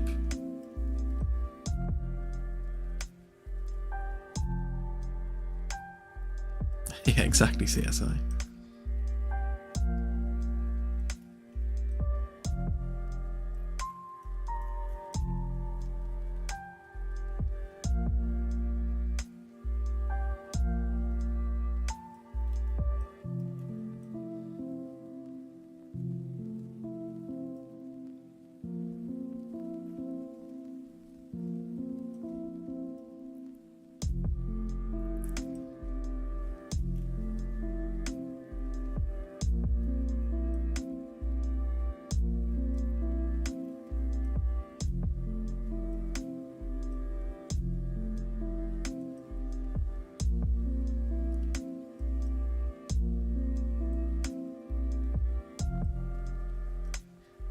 I guess really the only critical frame is going to be this one, because that kind of defines like the width of the midsection. Like, we can always make this room slightly angled if we need to, but I'm thinking, right, what if we were to go straight to the nose from there? What would that look like?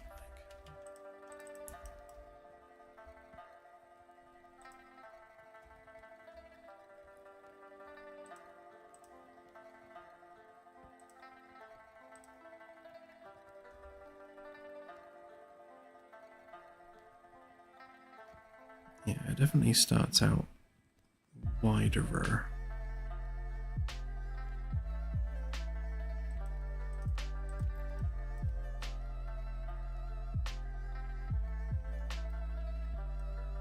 But that does give us a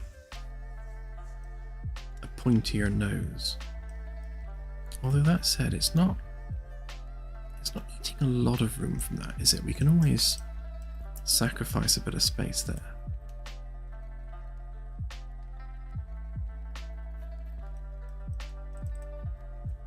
And then we just join that up there.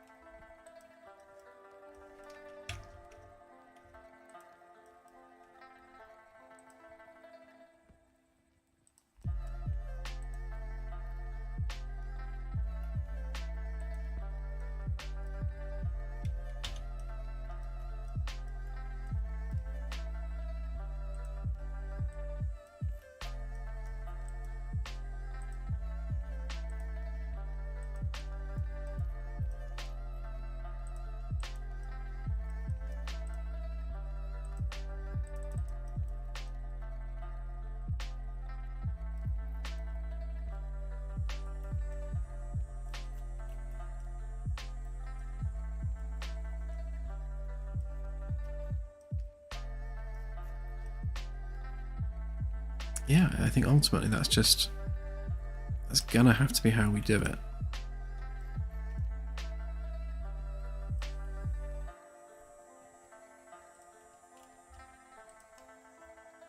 So that comes into there.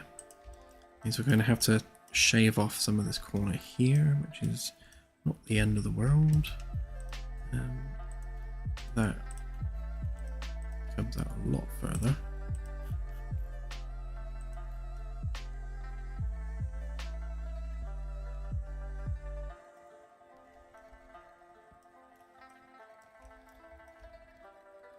Yeah, it does actually give us a lot of room here now for some kind of weapons solution. Because this is turning into almost a room in its own right.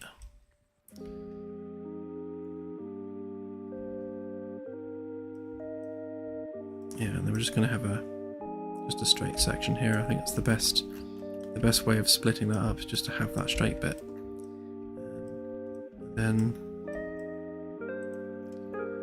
we say come across like that.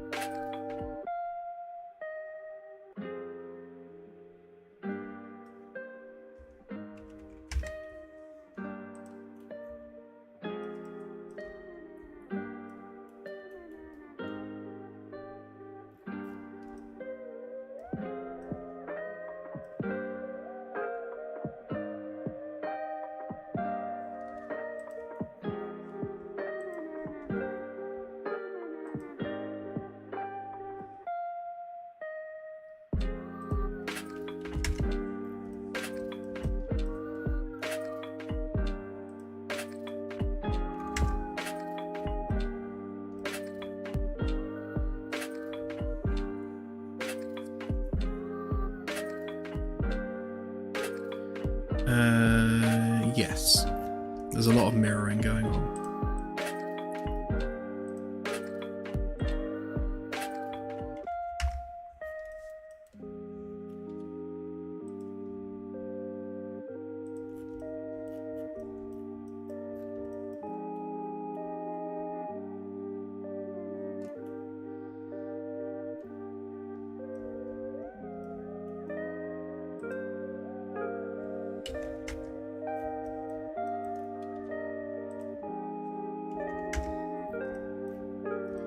Just need to get the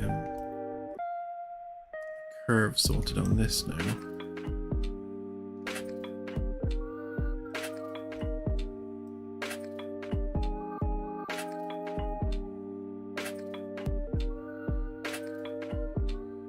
To work out how harsh we're going to make it.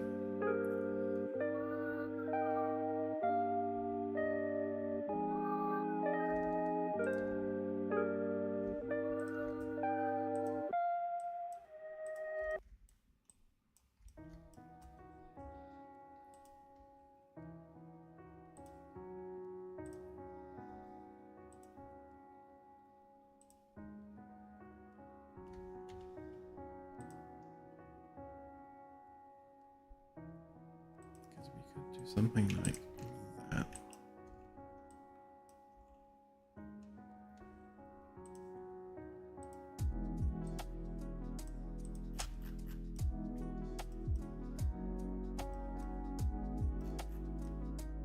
The question is that too sharp?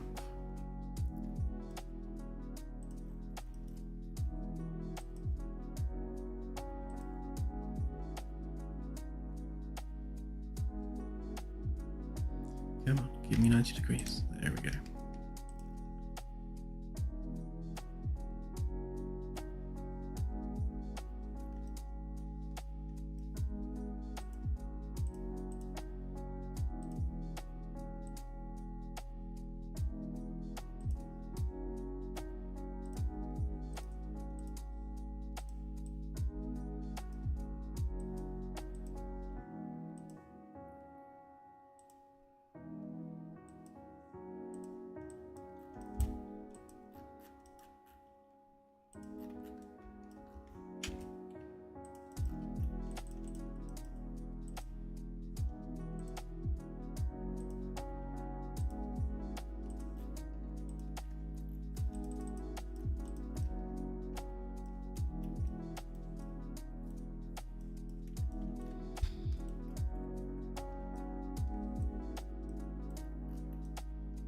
Yeah, I am inclined to agree. I think it needs to be a smoother, more graceful curve there.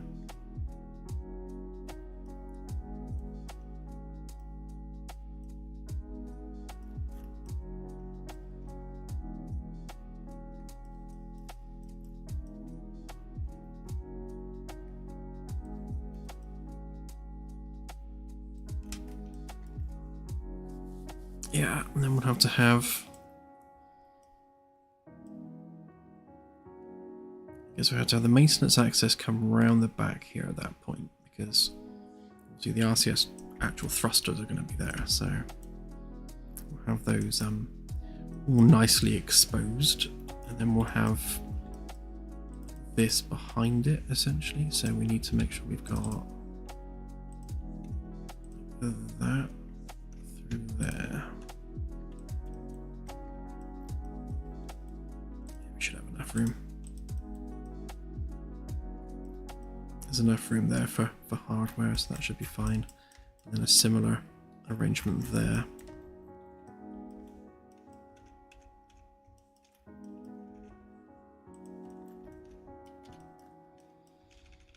Right, so if we do that, so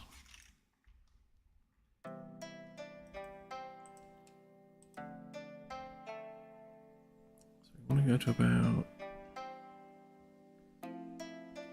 4 meters, which is about there.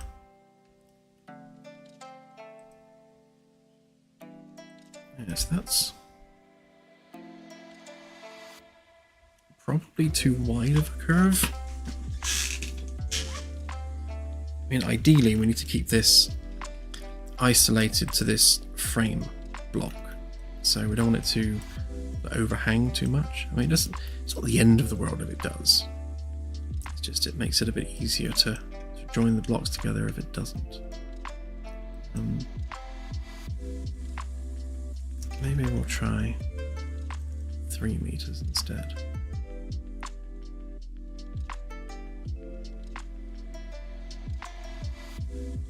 Takes us to about there.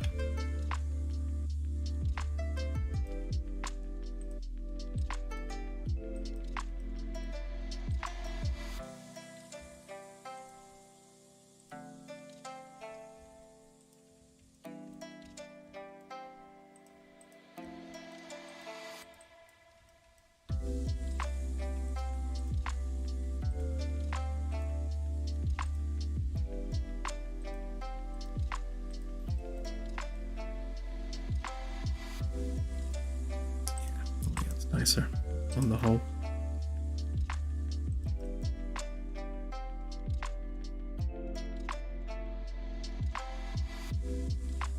So 3 meters there. Draw a perpendicular edge.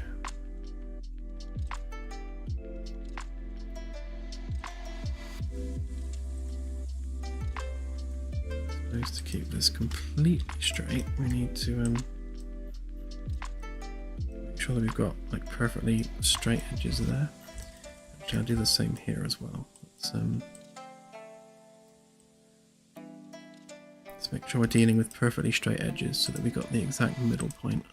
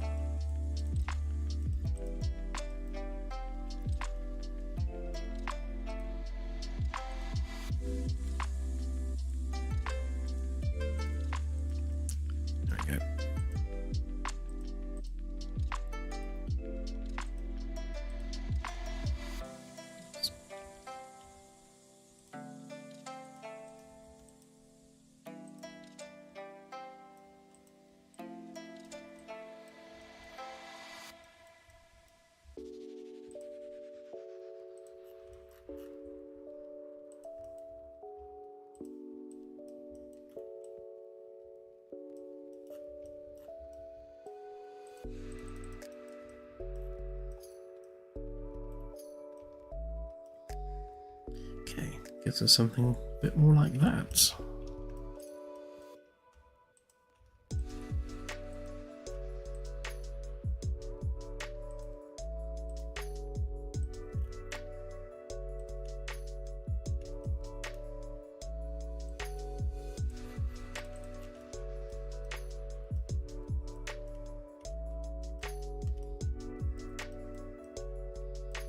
And obviously we've got the rear section, which should be a lot easier to sort out because it's one little bit.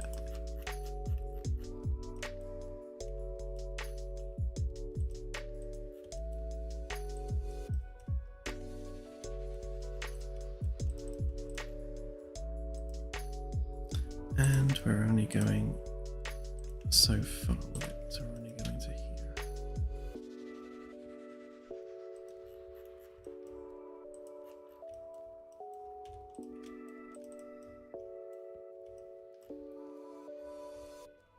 And I suppose the question is, do we want it to be flat against the back, or are we going to have it at an angle?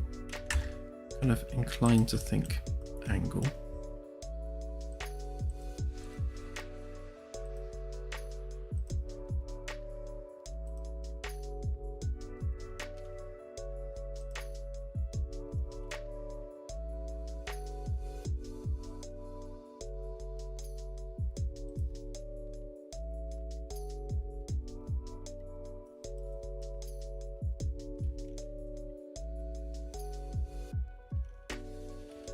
Draw this the wrong way around. Let's go from there to there. From there to...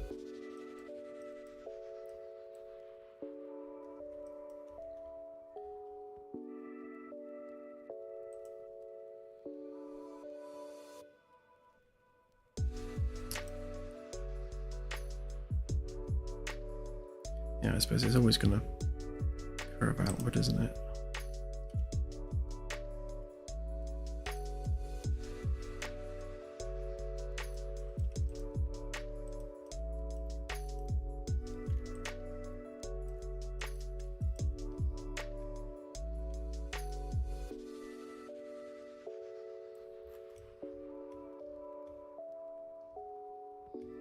I'm wondering whether we actually bring that forward a bit, because that's a lot of perhaps unnecessary space that we're using there. So we can maybe bring that forward to like halfway along.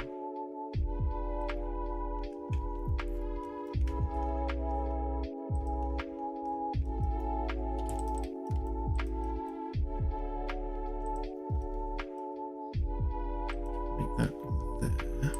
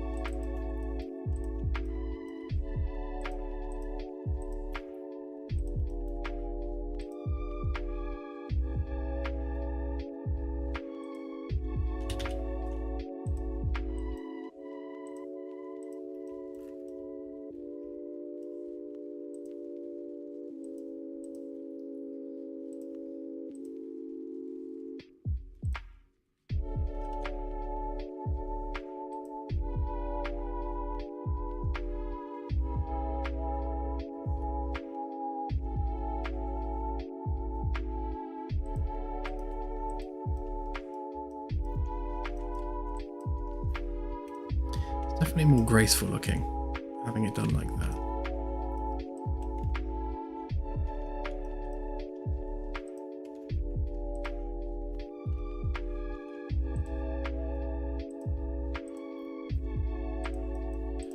Which means that this flat section has to be the midpoint for like the ring and everything. So that would have to go there. That should be the midpoint for the engines, which are 550 there, 550 there. Look at that, it lined up perfectly.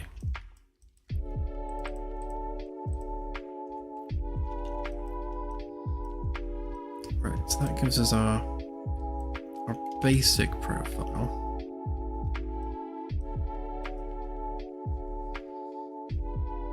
Thank you, Simon Herman. I don't know if you're on stream. Oh yes, you are on stream. Yes, thank you. Very much appreciated.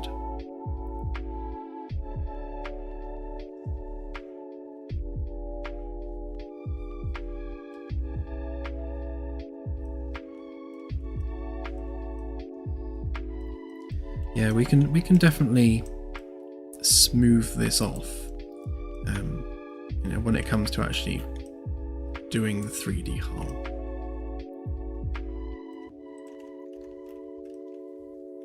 Because one of the challenges there is going to be when we do the curve of the hull like this. Obviously, we're coming out at an angle, which makes it less easy to do, but not impossible. So let's take this midline here, and then let's define where our upper height needs to be. So that should be 50. No, not quite. So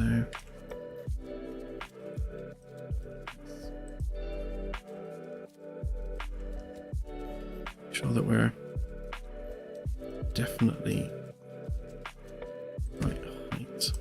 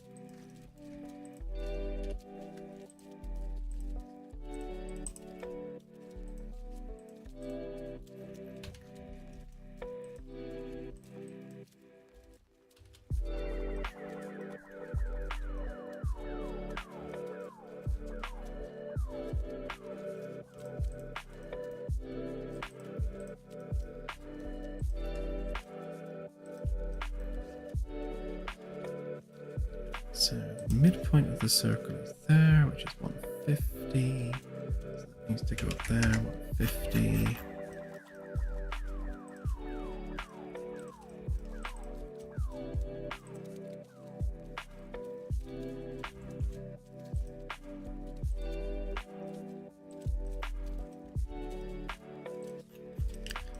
Okay. And then absolute top of the hull is, I suppose we need to do it from the outer section, which would be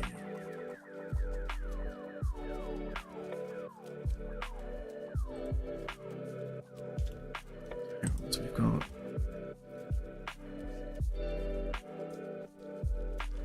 5 to the wall, then it's 50 because it's an outer hull there, so it has to be from there.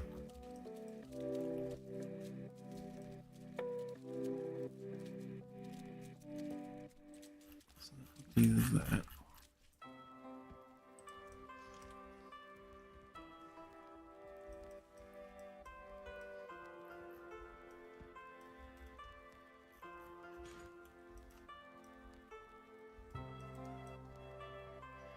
We want to give that kind of a nice slope to it, so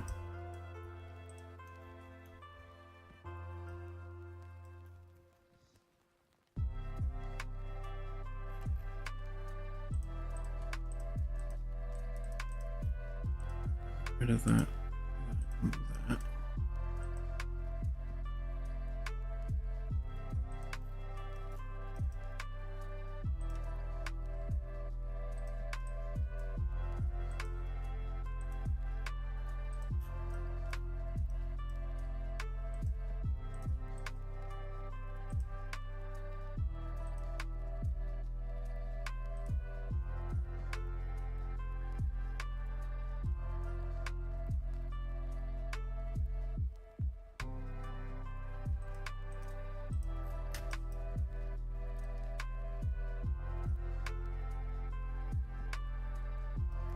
So we'll curve that off.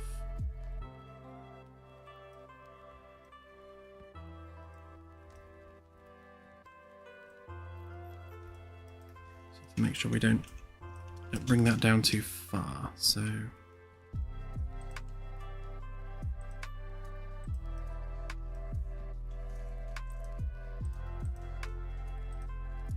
there, say to there. No, it's too far. So there.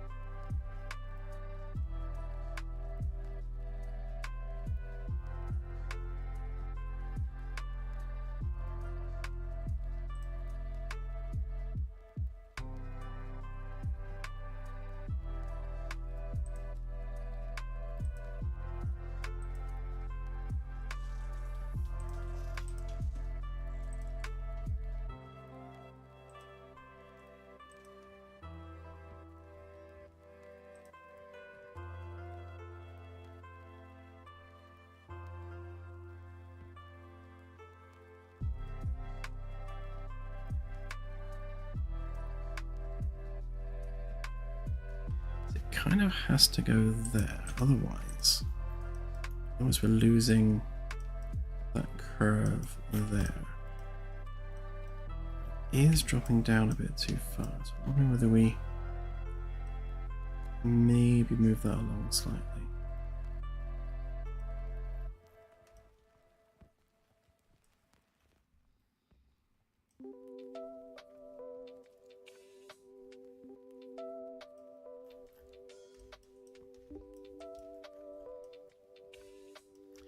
Actually, another consideration we've got here is those engine mounts.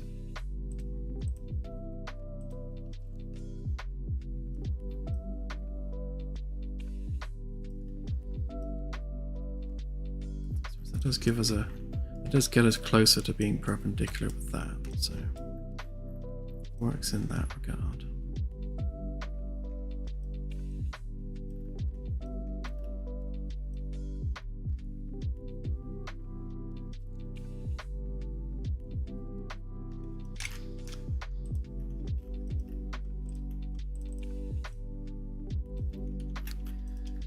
If we were to do this at every point, 1200 times, say 6, I think, 6 sections, yeah.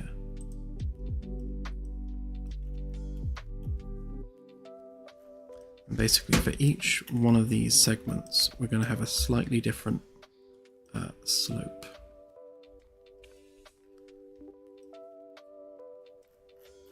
Assuming we are aligning to the same spot.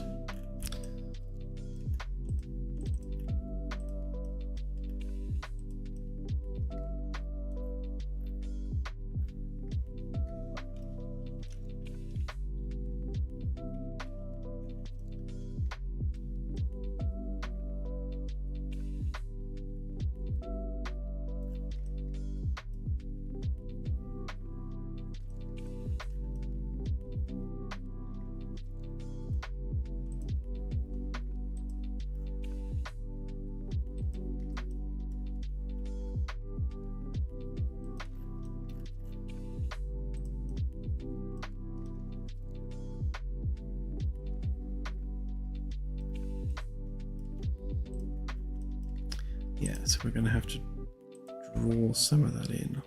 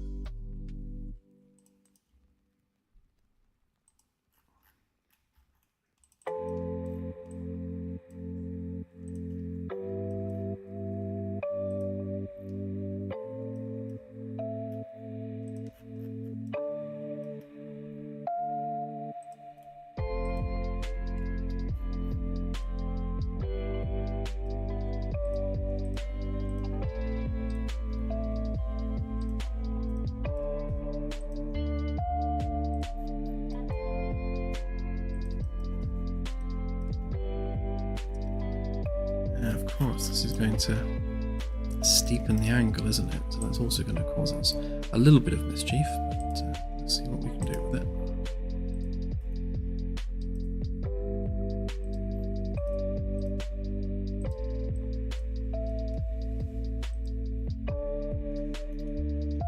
Oops.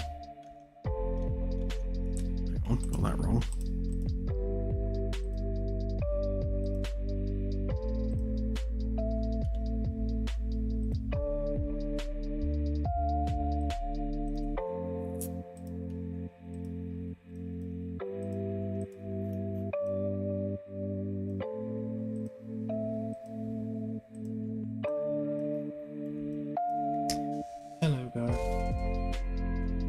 Oh, hang on.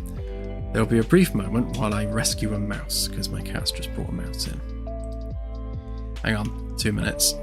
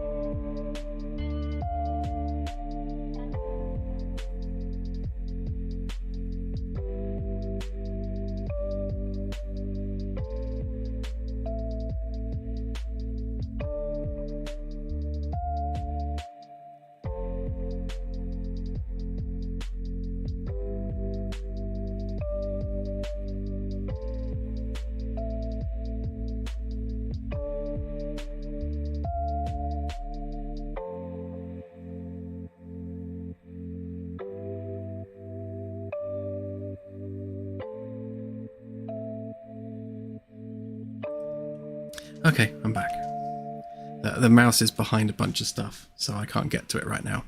So apparently I have a mouse now. I'm sure it will appear at some point.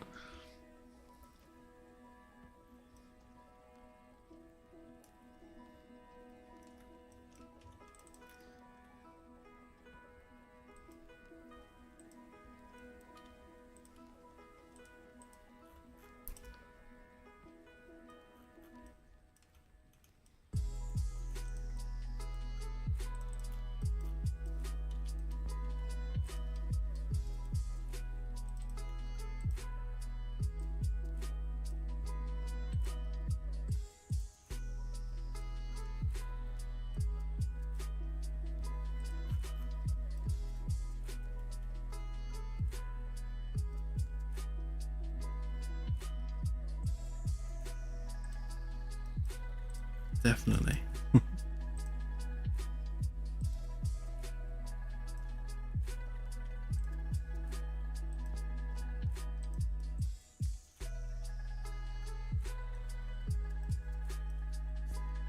Yeah, we're going to have a funny angle there, so that's going to have to come from... hang on, let's get that right. So it's going to have to come from about there.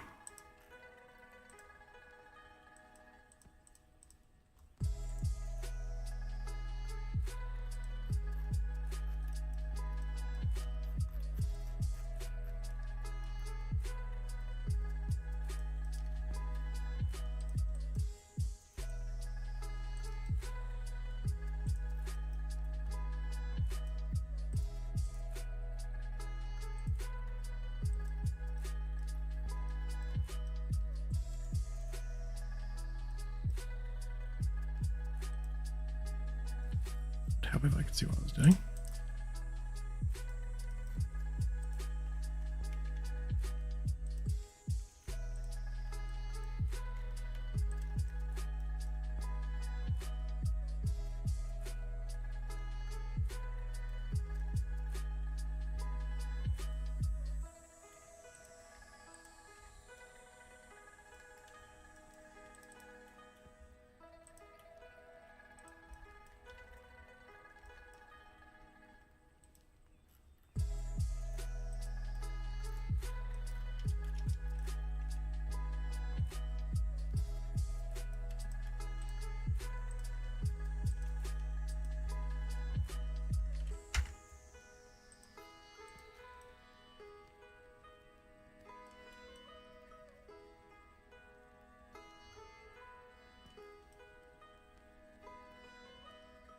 Yes, this is going to get quite steep quite quickly at the front here, and then it's going to taper off a little bit.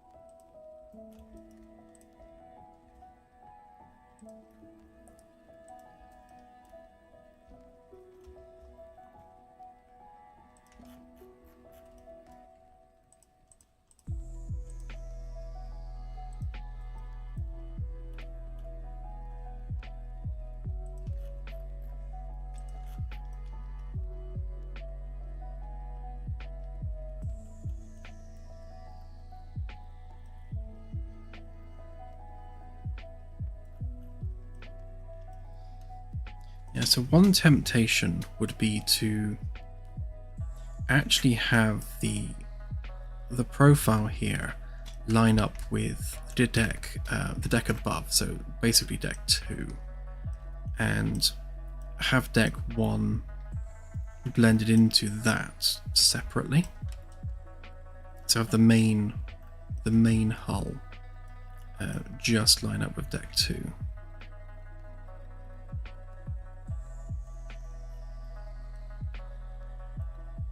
To give it a smoother shape.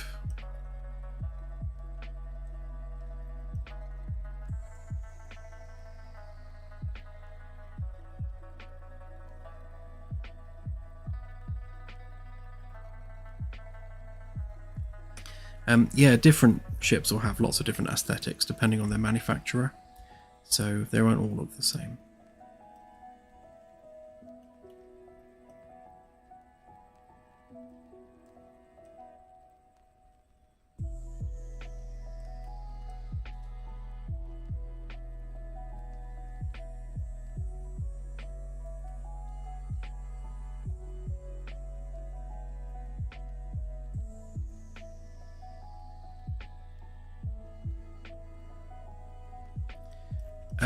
Yes, Arthur. Yeah, the lounge at the front there, lounge/bar, is essentially a separate module. Just bolts on top.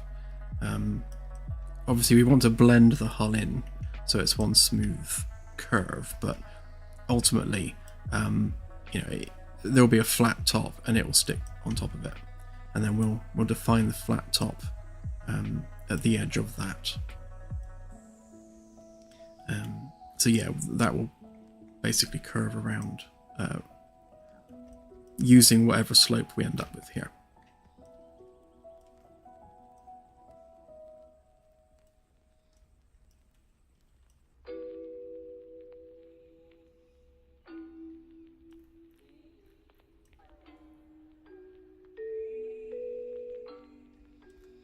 Because an alternative for this would be to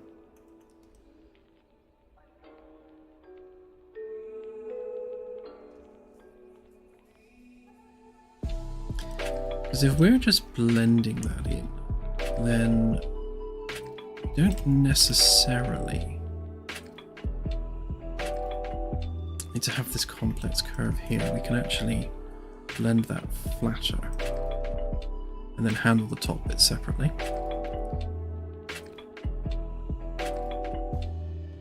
Because if we pick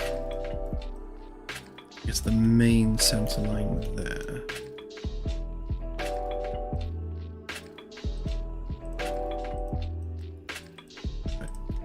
Let's have a look at what we're doing here. So if we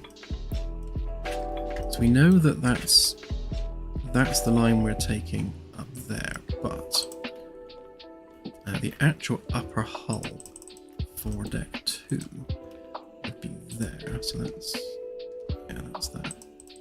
Oops. So if we draw a line across there.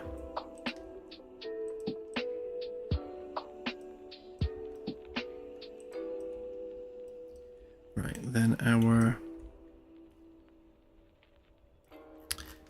our hard limit going to be? I guess it doesn't really matter. So if we pick, where's the edge of that? So that's going to be 5 there. So that would be there.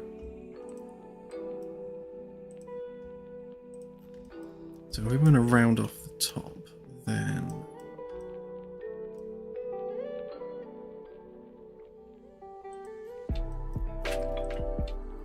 I guess we need more of that circle.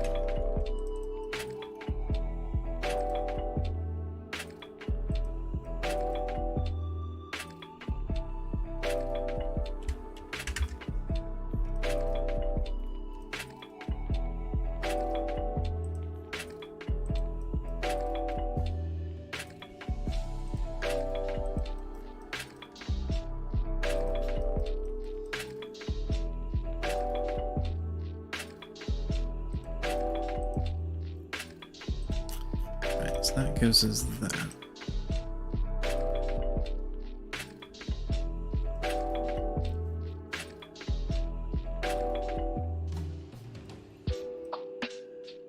Obviously that's going to cut off some of those rooms, which means we need to, which means we can't put it there, so can't have that. I have to put it there.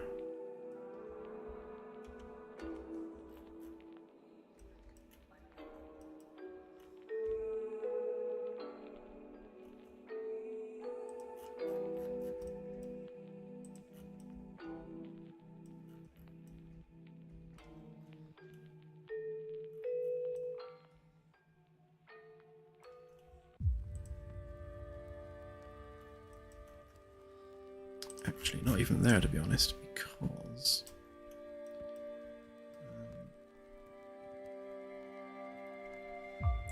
think of the wall cavity space.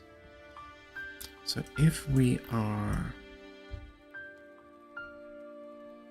including that as the cavity, then we want to be going a 7.5 to give room for a gap and the thickness of the metal. And then we need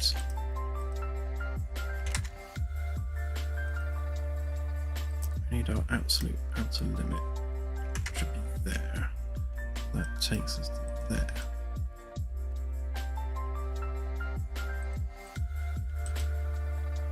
Which means that is basically where our hull has to go from.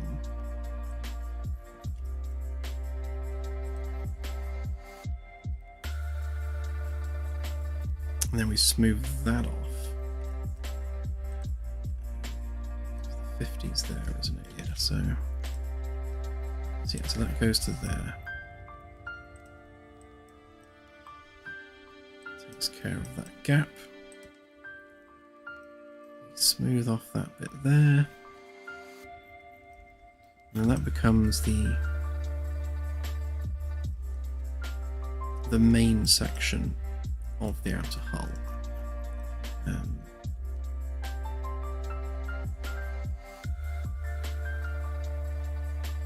Which we can extrude through, so I'll try that in a sec.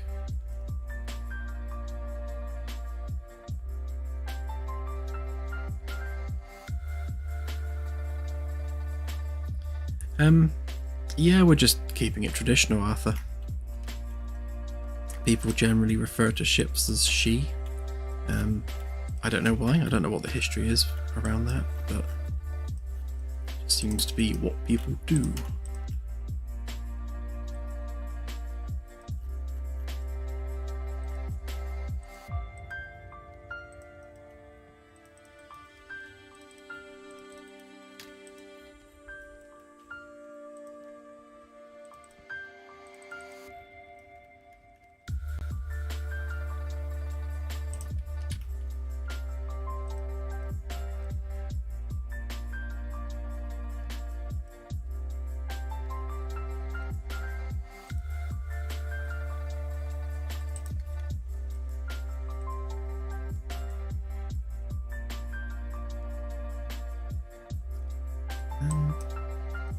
Right, so if I extrude this out, then we can curve that edge. And we don't want the bottom bit, so that we can go.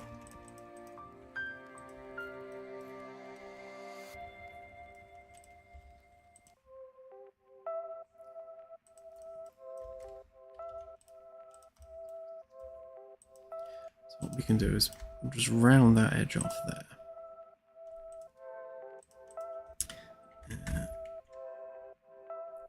Something like that.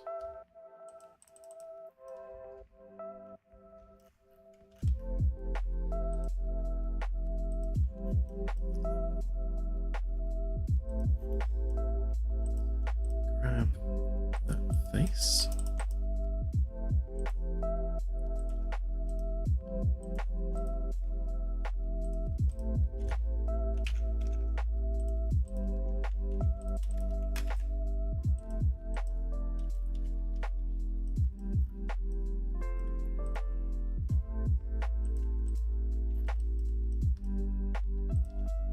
Oh, that's what I prepared earlier. Okay, that'll do.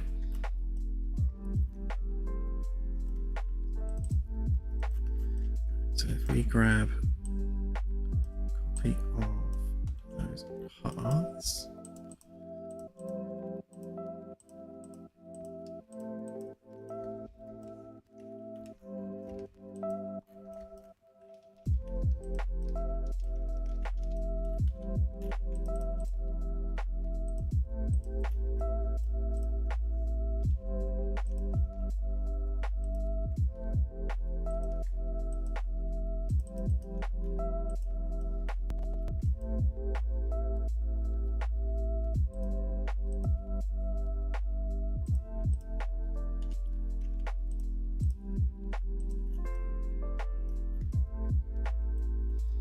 obviously it's going to get a bit freaky around this bit because it's going to intersect with itself, but I'll clean that up.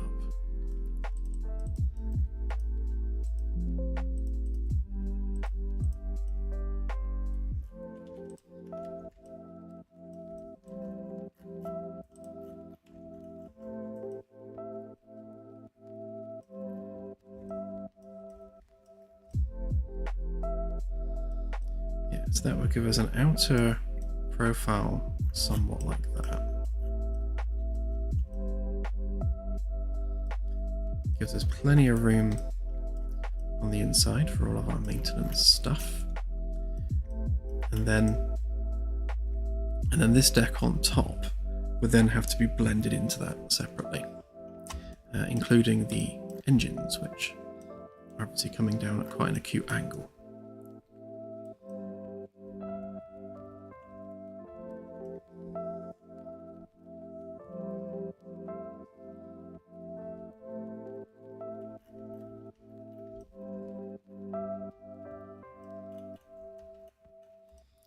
Yeah, so the windows for sickbay will fit that nicely because they'll just curve, or they can just be flat windows, so that works.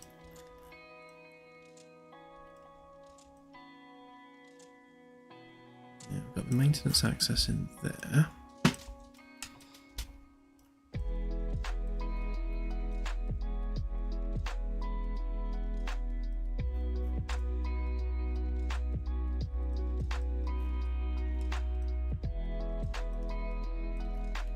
Need to pull it up a little bit there, just to make sure we fit in those crew quarters, because otherwise they will have bits chopped off.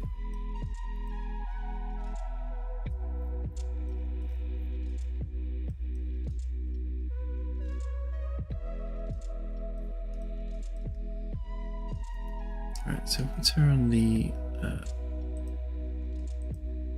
hull back on.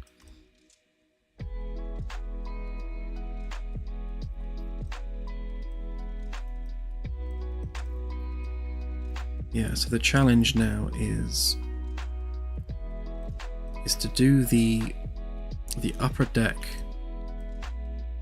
slope, sort of define where that slope needs to be going, and then obviously blend that in to the hull underneath. But in terms of these rooms, that's pretty much what we're looking at, I reckon. Which does gives us a lot of space to work with, which is nice. Let's get rid of that end piece a minute.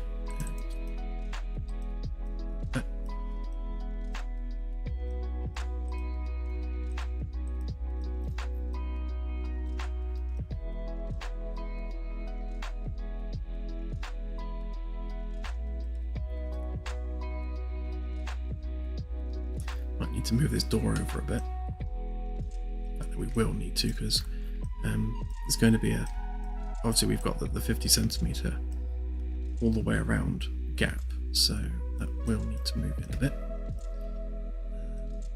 The rest of it I think we're generally okay with.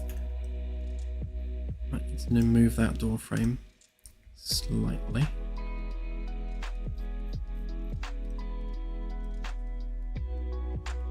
Yeah, I did want to do that, because using the engine angle, which is what we did last time actually with this. In fact, let's do that again a minute. Do I still have that path?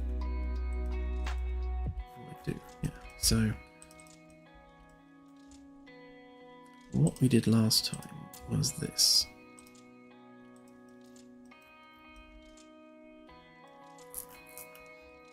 So that allows us to blend that engine in, because this is a perpendicular edge, so it's literally just a case of going like that, just smoothing it off really nicely, and then blending it in at the front.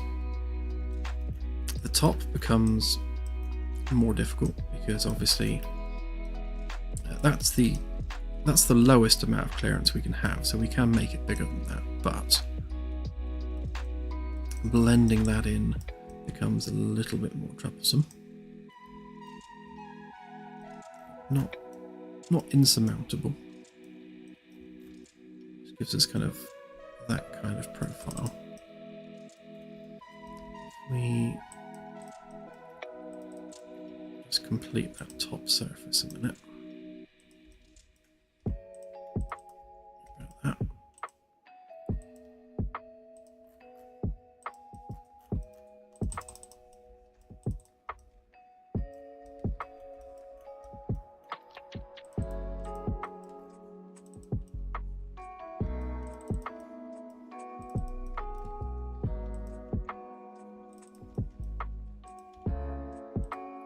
Fix this as well, make that straight.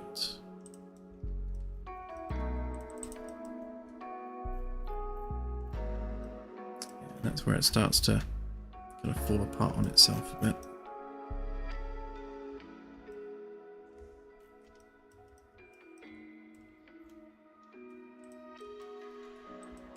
Although what I could do, if I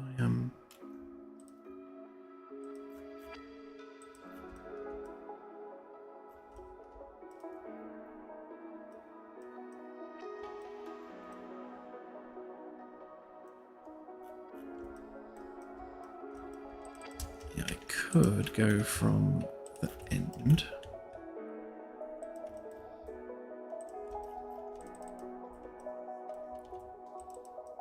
We copy these up here a minute.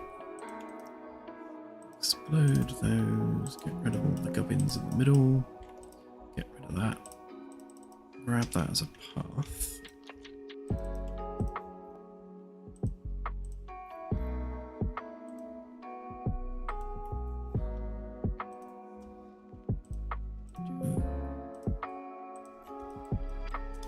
Of course it's a valid path. What are you talking about? Oh, perhaps not.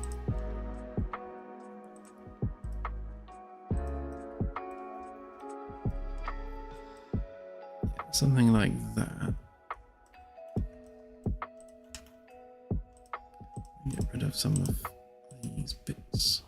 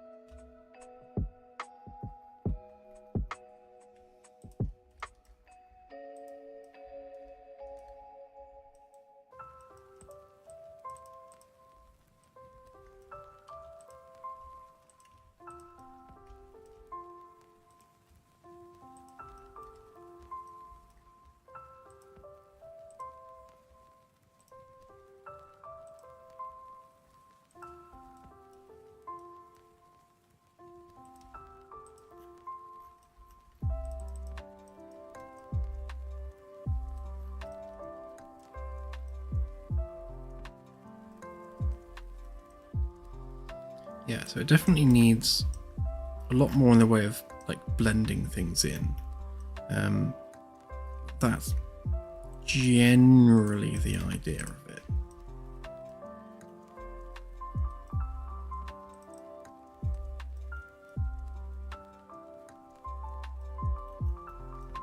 Yeah, and that bit sticks out quite a bit too far.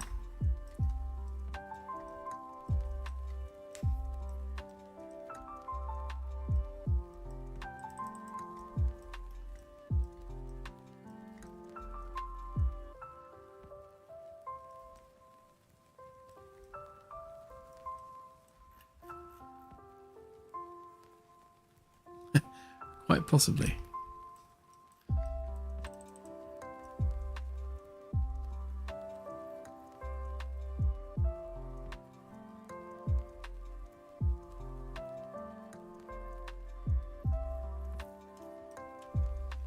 Yeah, definitely. Yeah, so what needs to happen next is, and this is where we'll get painful, because obviously we want a nice curved edge across here, really nice and smooth, but we're having to mold that into this, so we'll have a smooth edge there, which is then working its way towards what is also a rounded edge there. So that's all going to require subdivision, because I'm not doing that by hand, and then we'll blend that in as well. So what I'll do is I'll probably go over this mesh and turn it into sort of quad geometry, and then we can handle and we can, like, you know, pull it around a bit and make it much more slick. And then the shuttle bay area needs widening for sure, because yeah, you're not going to get any floor area otherwise.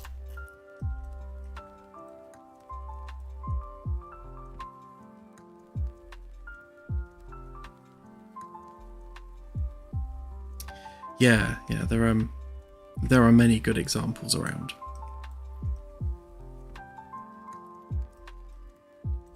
Yeah, well, the idea with the bridge/cockpit, which I'm never going to get the camera into properly, is it's pretty much wraparound windows. So like this whole section will just be wraparound windows.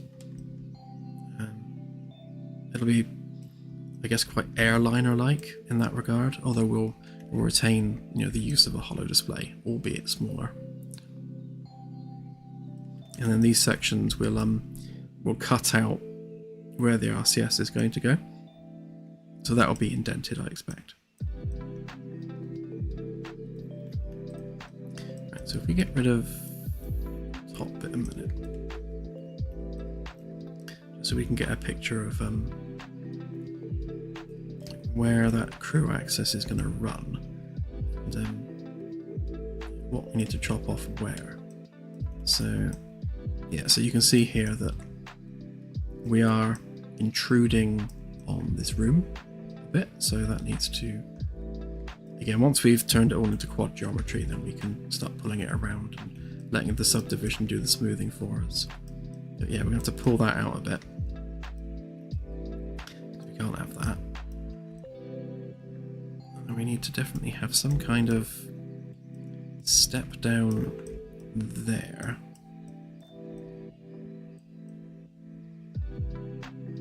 Yeah, probably we'll have the access platform there with steps down, and then we can have some hardware underneath, which will be underneath this engineering room.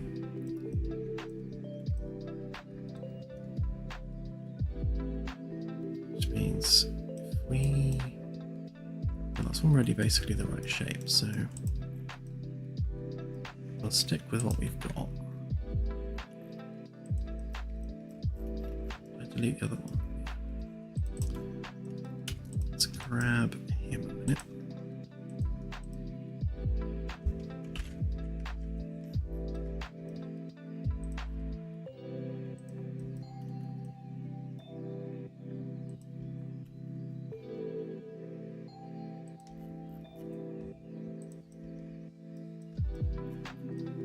So from here, let's see, we have our general platform. It kind of needs to come out. Well, no, I guess it needs to come out there, doesn't it?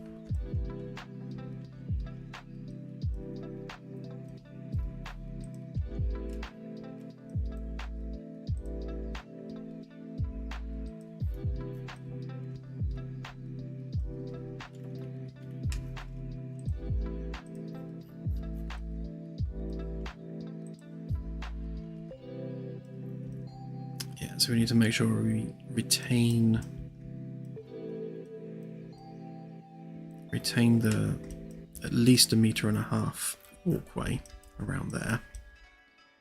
That gets us into a decently sized cavity, and then we can take some stairs down from here, like that, and then have access to some equipment under there. So that should be quite nice. Yeah, well then we'll just have that, I guess at that point, we'll just then continue that walkway straight all the way down here. Just have that section coming to meet it.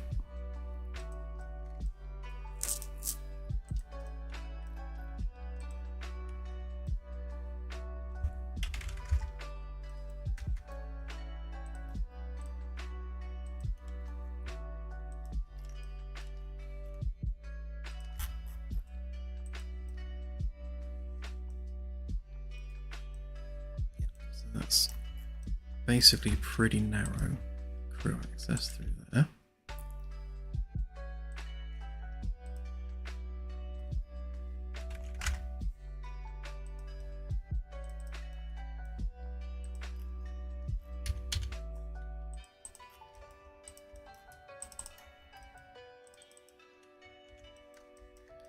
Let's add that to that group. so we're not losing it.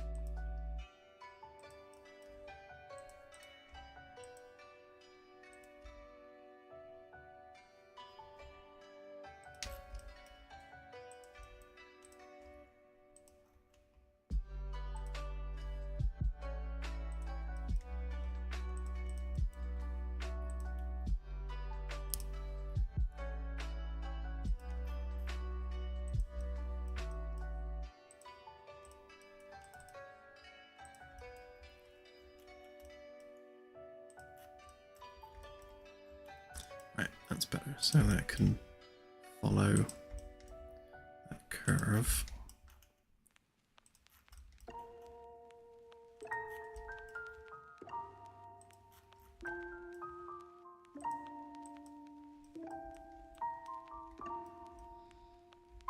Obviously we want to retain 1.5 meters of walkway, which means that that is going to have to cut off a bit of that room in the corner there, but it's alright because we're going to be cutting it off with the outer hull anyway, so it's not the end of the world. Obviously this will be a nice smooth curve once we actually do it properly.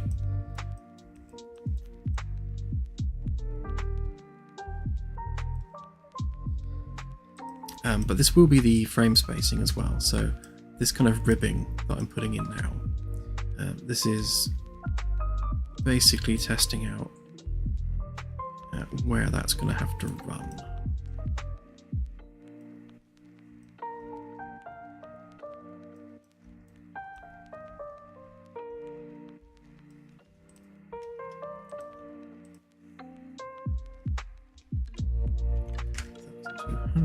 Times 5.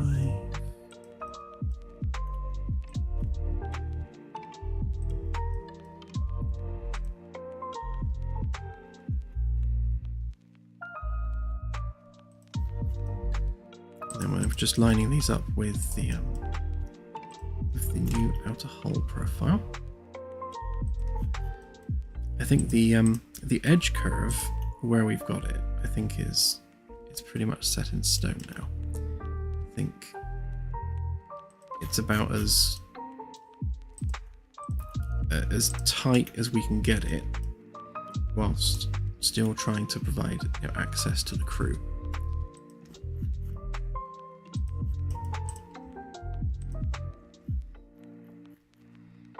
This is again one of those challenges where if you were building this for film or TV, then you'd just do a nice pretty shape and be done with it. You wouldn't need to worry about, is the crew member going to bang their head through there?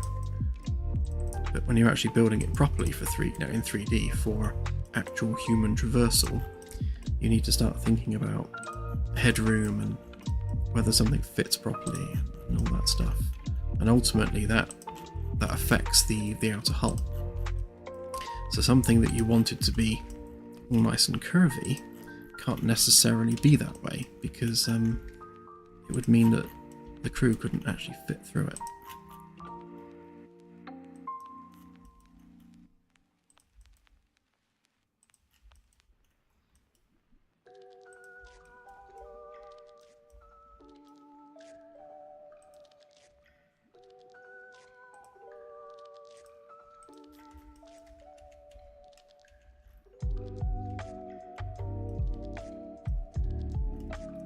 guess that might as well go over there now.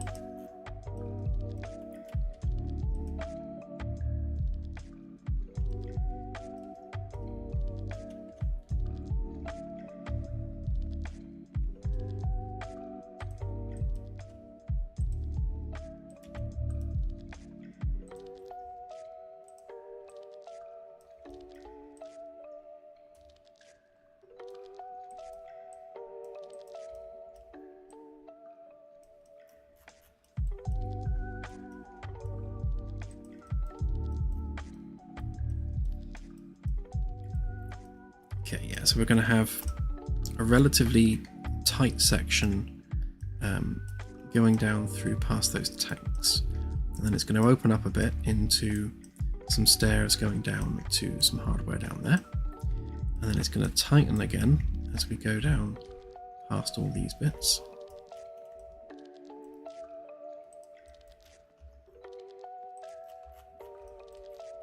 So that's literally a straight run to there, so that's nice and simple.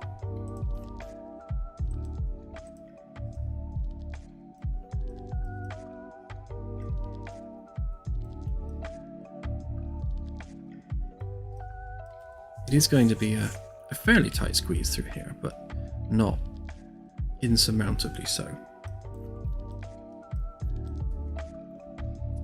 And then it's going to get a bit tight again as we go through here. So 200,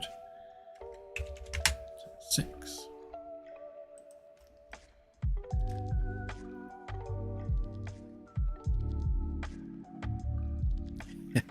Yeah, well, the NPCs will have plenty in the way of cuts and bruises. Because when we implement the medical gameplay, obviously we want a steady stream of NPCs coming into the medical facility with various knocks and bangs and headaches and whatever else ails them.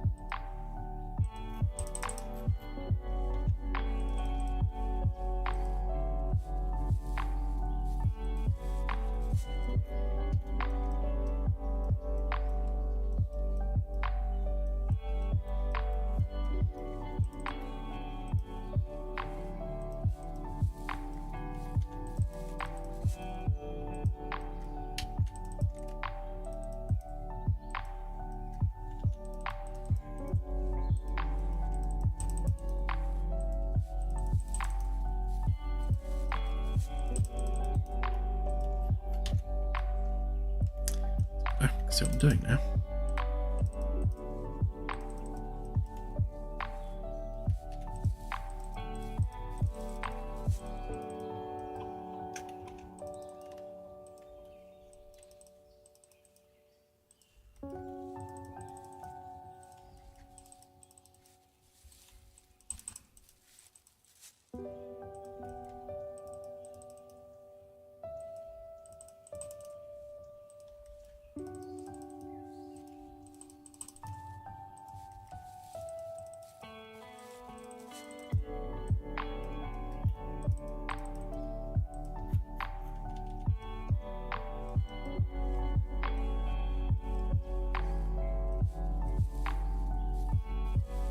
Okay, it's starting to look like a thing.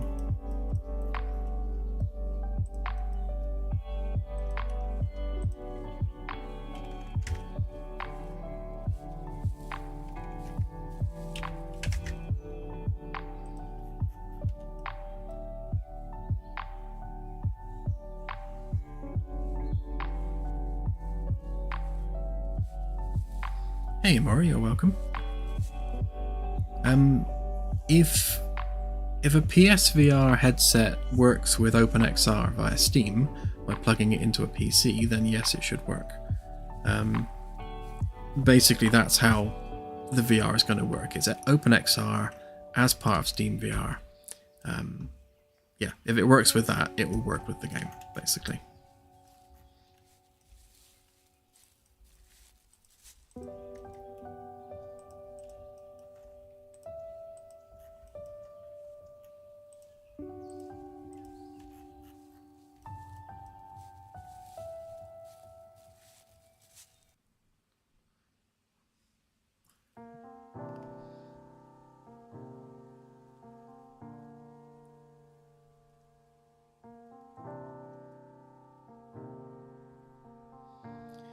Professor of Logic, it uses the same principle as the FTL drive. We are basically calling upon mass energy equivalents to generate mass, so artificial mass through energy. And obviously mass creates gravity, and therefore we have gravity on the ship. So there will be a field grid underneath the floor, which is essentially charged with a hell of a lot of energy, which then creates that virtual mass, which then creates a gravitational pull. It's very localized.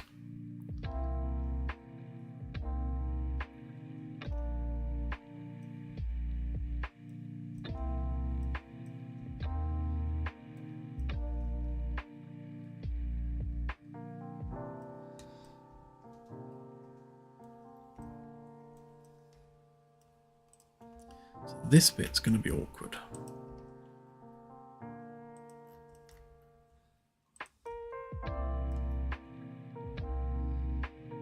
So we've got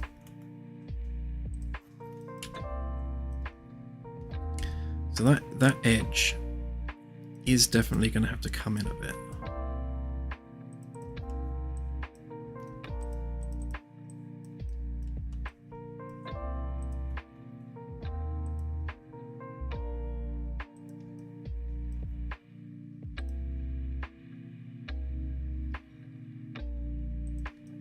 So that's the edge there.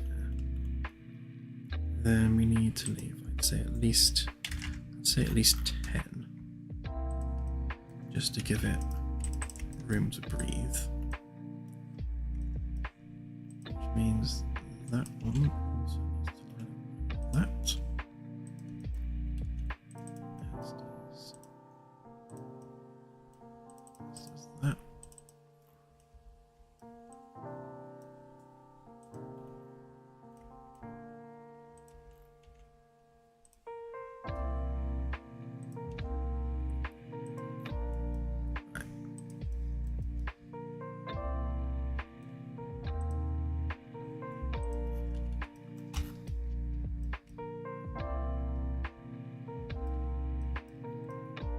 Yeah, so the captain and exo quarters will taper a bit as they go down, but we'll probably also widen them on this edge as well, so they'll probably have quite a bit more of an angle. And then we will basically line that up with the windows, so the windows will be at an angle, and then we'll line them up accordingly.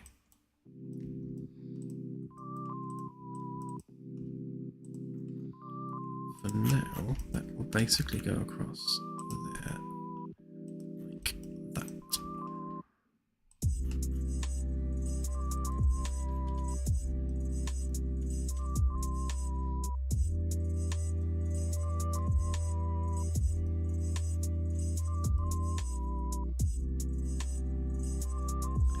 Join the club, Samuel. I currently have a mouse in here living with me now. I'll probably start feeding it biscuits or something.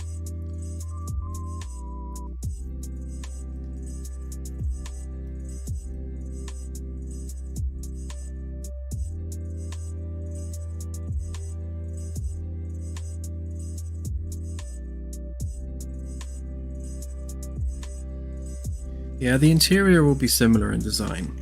So the lore behind Lunara Industries is that they are one of the contractors working on the Magellan. So they are a luxury Italian shipbuilder, like Ferrari of space. And their interiors kind of reflect that. So they're very high quality executive interiors. So the interior decor on the Magellan is basically thanks to Lunara Industries. So their ships will be very similar. They'll have that same kind of cruise liner in space, like a luxury yacht in space kind of feel. So this one will definitely have that aesthetic to it.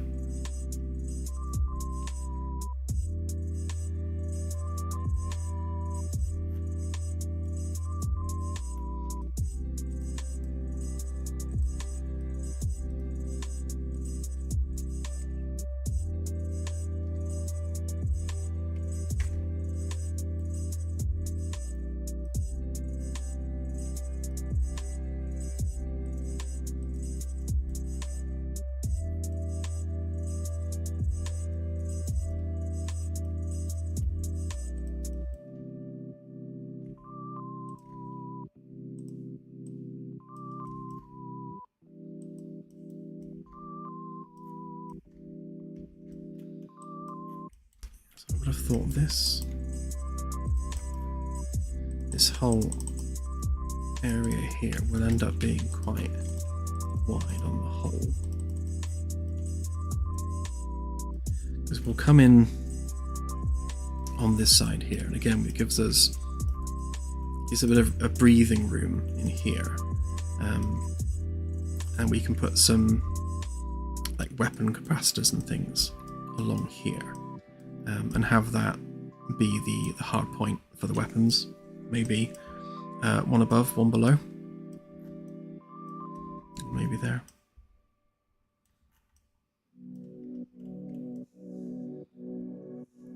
Or maybe a ball turret on the side. To be honest, a ball turret on the side actually might not be a bad shout, because it means it gives us full coverage up and down, without having to have too many guns all over the thing.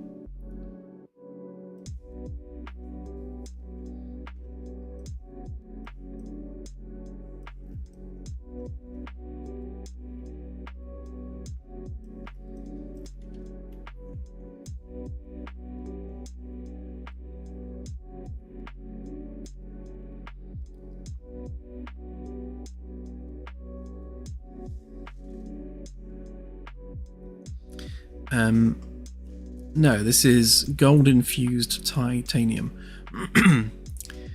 So one of the hardest metals ever discovered, I think it's Ti3Au, so it's like 1 part titanium, 3 parts gold. It's used for things like dental implants or like ball joints, for limb replacements, and it's, as far as I'm aware, the hardest metal that has yet been discovered, or at least the hardest compound, or alloy rather. So we're doing something similar. So we're using like a gold infused titanium, but not to that extent. It's mostly titanium.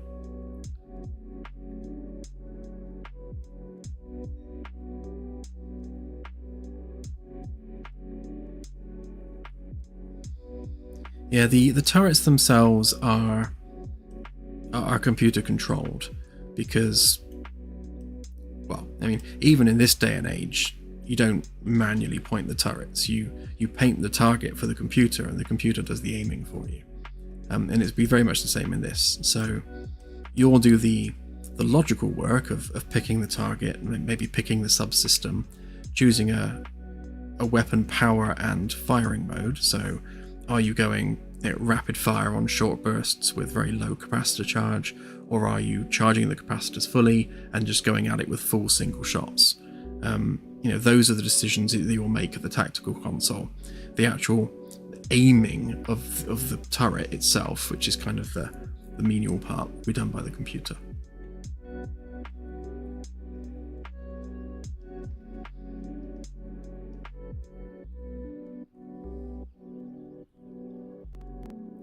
Maybe binary. It's called TI3AU, unless it means 3 parts titanium, 1 part gold.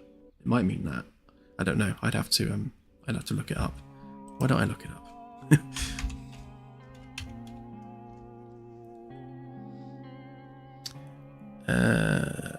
Is an alloy consisting of titanium and gold.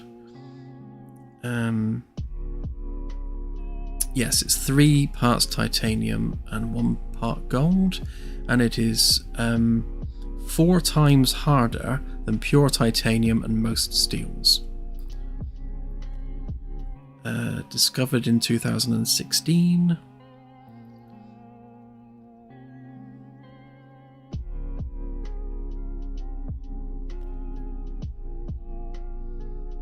Oh yeah, and you're right, it is actually what was used in Iron Man's suit. I didn't know that, but yeah, that is the same.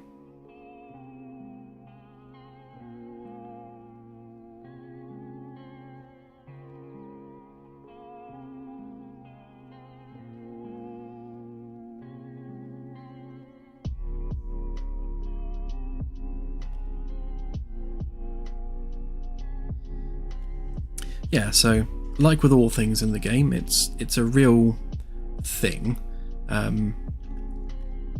Like the gravity plating. I mean, obviously, in order to have gravity plating the way that we're envisioning it, you would need a ridiculously high amount of energy, and like the arc distances for that kind of energy would literally fry everyone that gets near it. It would just like, there'd be an arc jump of probably several hundred meters. But the math works. So like the principle behind it is scientifically sound. Mass energy equivalence is a scientific principle. It's basically E equals mc squared.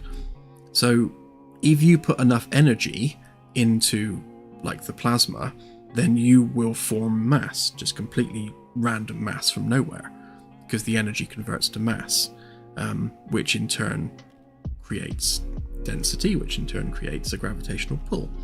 But where we're hand waving it is the energy requirements involved. So in the game's lore, we have discovered a new mineral, a new element on an asteroid, which allows us to build things like FTL coils and artificial gravity, because that what it does is it amplifies the mass energy equivalence like exponentially, so we don't need to put as much energy into this material in order to create this virtual mass.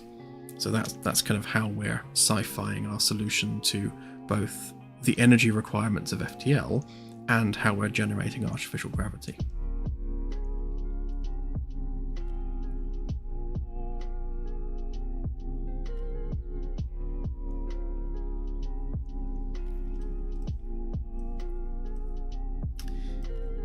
Right then, so thanks to this widening effort here, we will now have the ability to rotate that by 90 degrees.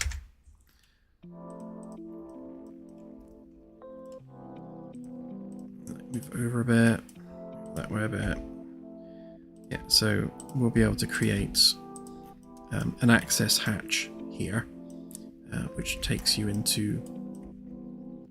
from the bridge into the maintenance tunnel that goes down the edge of the ship here. So you can get all the way to the back in engineering directly from the bridge, which is good for multiple reasons. And then yeah, at the back, you get to it from there and there.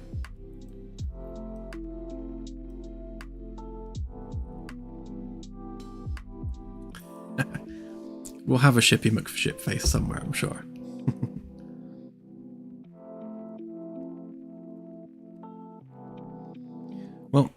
if you look at the science behind abiogenesis, then it would seem that the recipes for life is actually quite straightforward. So it is more likely than not that the galaxy is teeming with life. The question is, is that intelligent life? Because if you take tholins, which are like a precursor to organics, apply time, energy, and some kind of fuel source, then basically you end up with life. And that seems to be, if you look at it statistically, I think, I can't remember what it was now, there was like 10 to 12 sigma of proof that life is easy to generate in the galaxy. Ooh, I've just lost my screens. And my speakers.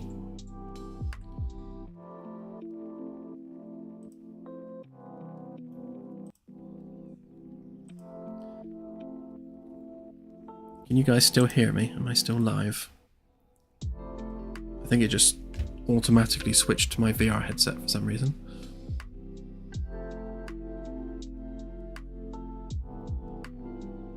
Good, good.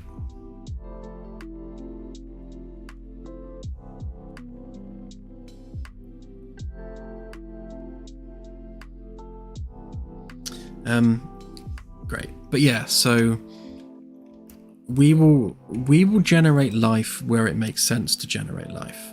So obviously we're generating star systems procedurally, but using real science. So if the planet meets the conditions for life, then given enough time period, then the assumption is that life will form. So we are generating the galaxy on the assumption that if life can form, it will, but we're going to put quite strict requirements on what those conditions for life are. So liquid water is one of them, or some other solvent for life. Obviously you can have silicon-based life forms which require different solvents. Like the xenomorphs from Aliens, they are apparently a silicon-based life form that used acid for blood. So that acid is the solvent that they use instead of like water, like what we would use.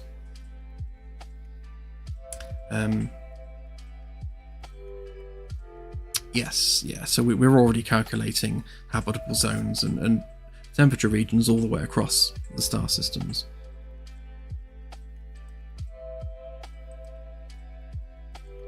I think my HDMI lead for my index is playing up, which is why it keeps stealing my speakers. Every time it resets, all my screens go black.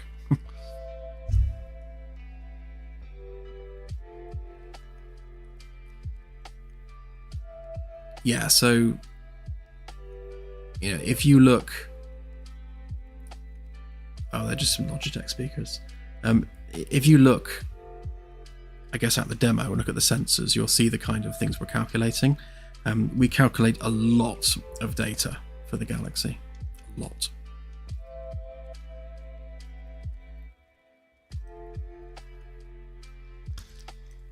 Right then, anywho.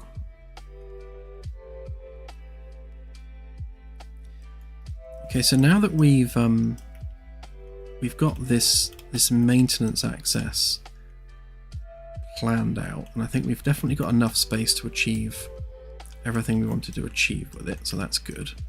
And that will give us, it should give us enough headroom there.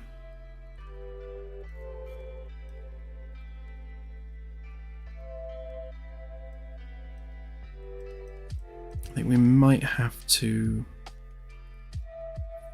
just pull the bottom bit out slightly. I wonder if I can do that on here. No, I can't. Yeah, so the base of it is going to have to come up a bit. So otherwise, we're going to start interfering with floors. These bits are all good.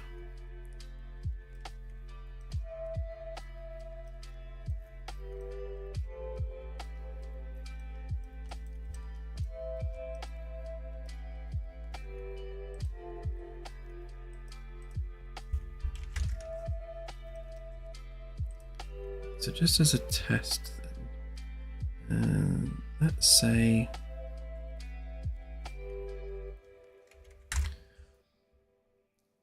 if we were to give it a 2-meter nozzle, that's way too big, isn't it? Let's give it a 1-meter nozzle.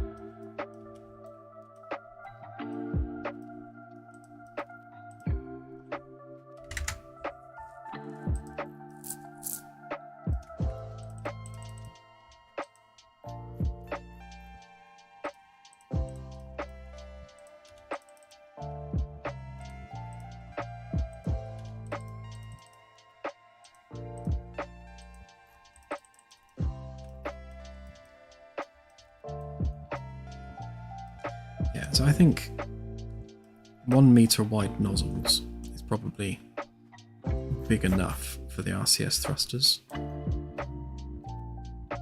It's quite a chunky nozzle really for something that's basically just RCS. And then we'll have the same arrangement back.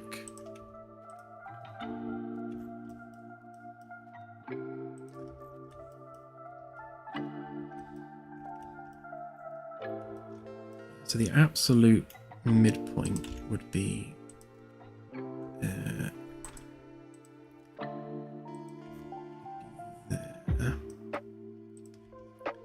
Can't really put them there. So if we were to put them there, that would be exactly equal in distance to the stairwell right in the middle. But that is going to get in the way. So I think what we'll do is we'll move them a bit further back.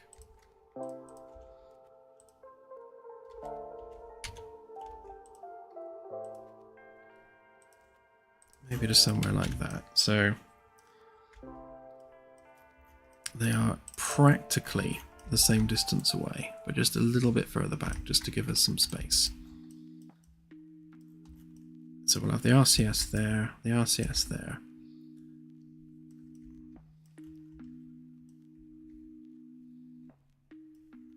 Fuel tanks and coolant tanks for them there. So that'll be liquid helium and argon.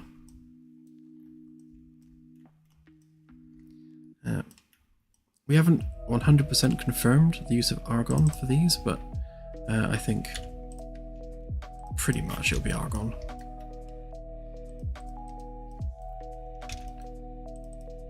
They're just plasma rockets, so they just need to take that that neutral gas and turn it into plasma.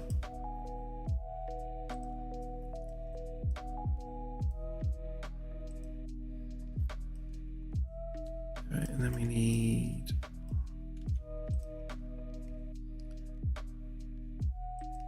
if we use the edge of that as our guide, so we're not coming out too far. Make some steps down there.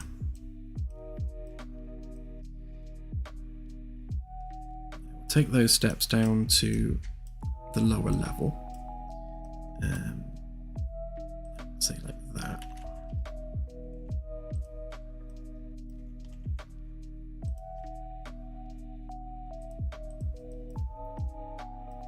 We'll have some steps down to there. We'll have, I suppose, the chillers down there, and then we'll have the actual pumps over here. Oh, hang on. It's going to rescue a mouse again, one sec.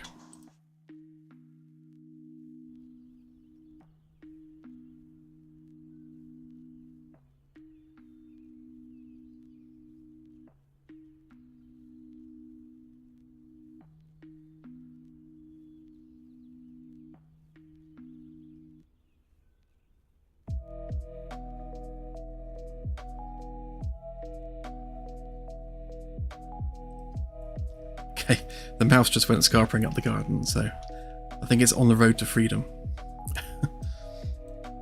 I no longer have a pet mouse.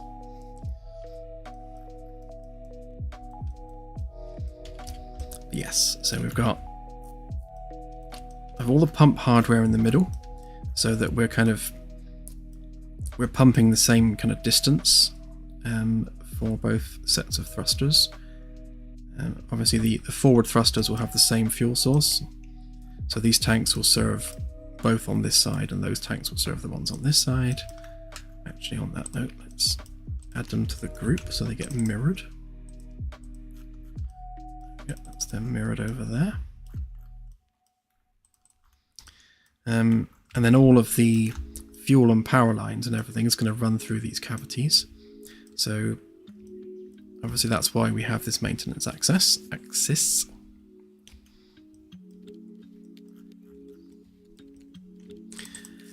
Yes, Professor of Logic, please don't for 1 minute think this is the final version of it, because it's really not.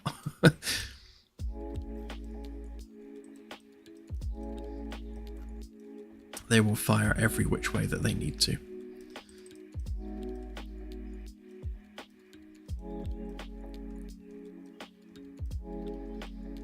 So yeah, I think we're good for all of the maintenance activity that needs to happen down there. So we've got, let's just get rid of the lid off of that minute so we can see what we're doing. Let's also add it to that group so that we can turn it off when we need to, like now.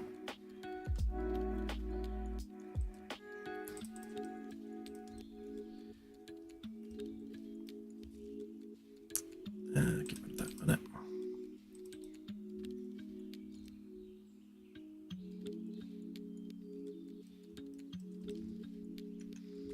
So just another check on actual facilities aboard this vessel. So we're good for crew quarters, we're good for sick bay, which is intersected by a corridor, because there's no choice in the matter in that. We've got the reactor room, we've got batteries, we've got all the fuel underneath, we've got life support, we've got water recycling, we've got science labs, we've got the crew facilities like the laundrette and 3D printers, we've got the shuttle bay. I think we're pretty much ticking every box. The only thing that we're lacking is that probe facility, but I think we'll just use the shuttle bay for that. We'll send the probes out from the shuttle bay rather than having a separate room for it. Yeah, I can't think of anywhere else we could put it, to be honest. We're already strapped for space as it is.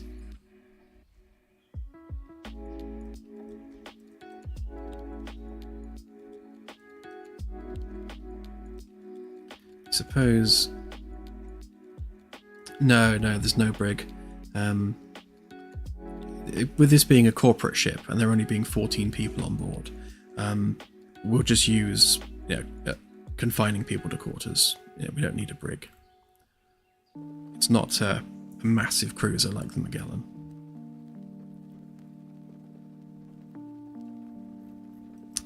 I believe it was 108 meters for the body, and then we decided to stick a sensor array on the front, which will make it 111 meters.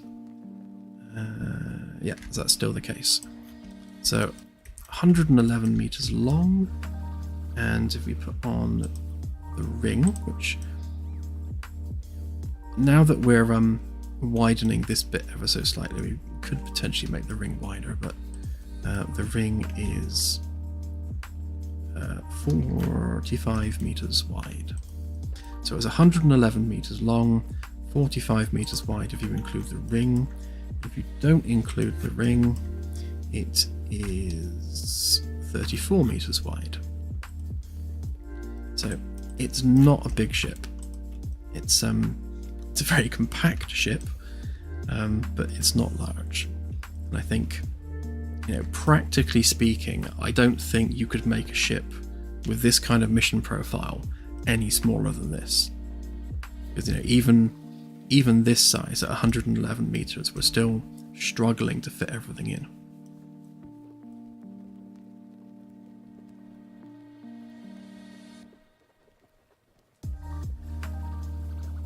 Yeah, we do have a laundry room. The laundry room is underneath here. Behind here. Or am I on this floor? So if I can turn the camera around. Laundry room is in here.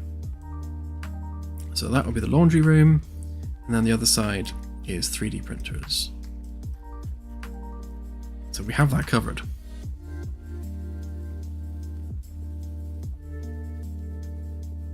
You're welcome. But yeah, I'm thinking we could potentially have some emergency access points here, in and out of engineering if needed, up on the main deck.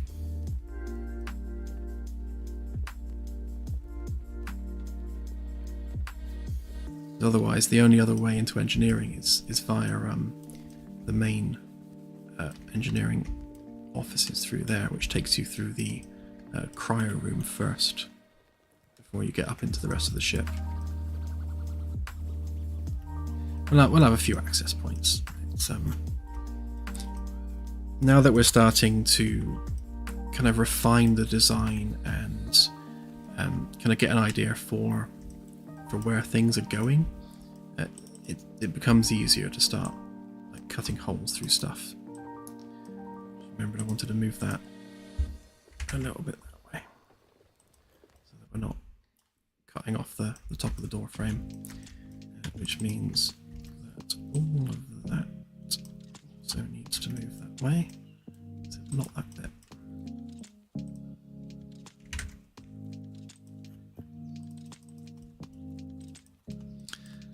Oh yeah, and that one.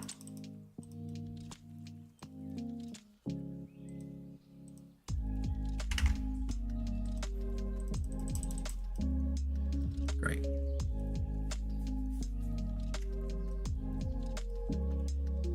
And I suppose we could... I suppose not, actually. Thinking we can move that one over there, but it's bringing it a bit close to the wall. So we'll leave it where it is. What's going on there?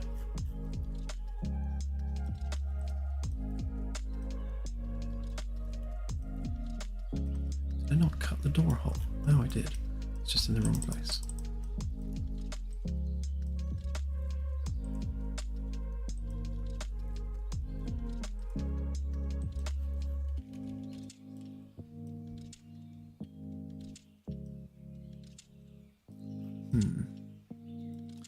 I may be forced to move this door over, actually, because if the outer hull's going through there, then it's going to break our rules for the amount of head clearance space. It's going to chop off there too much. Yeah, I may actually have no choice but to just move that over. Doesn't matter, not the end of the world.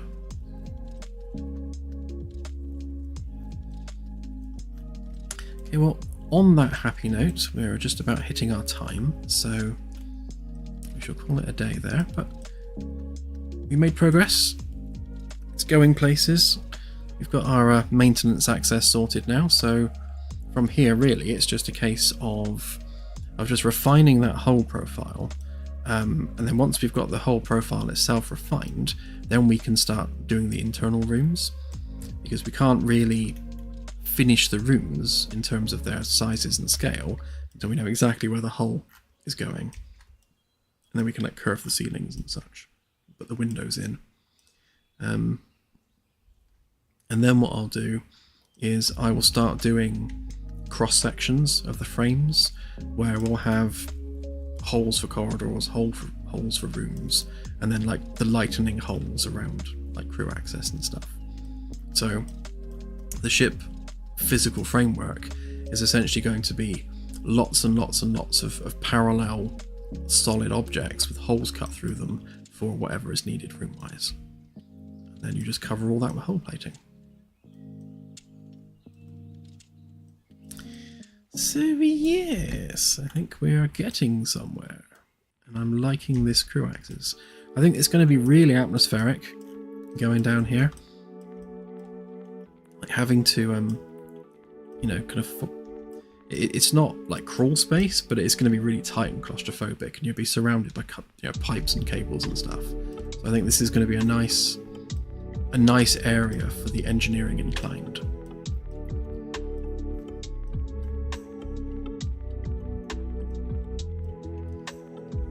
Okay, so I shall wish everyone adieu.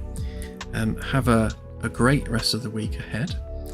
And yeah, I shall see you on Sunday stream, where we'll be doing more of the same. And then hopefully on Sunday we can start, you know, really building out those framework pieces and start putting it in Unreal properly.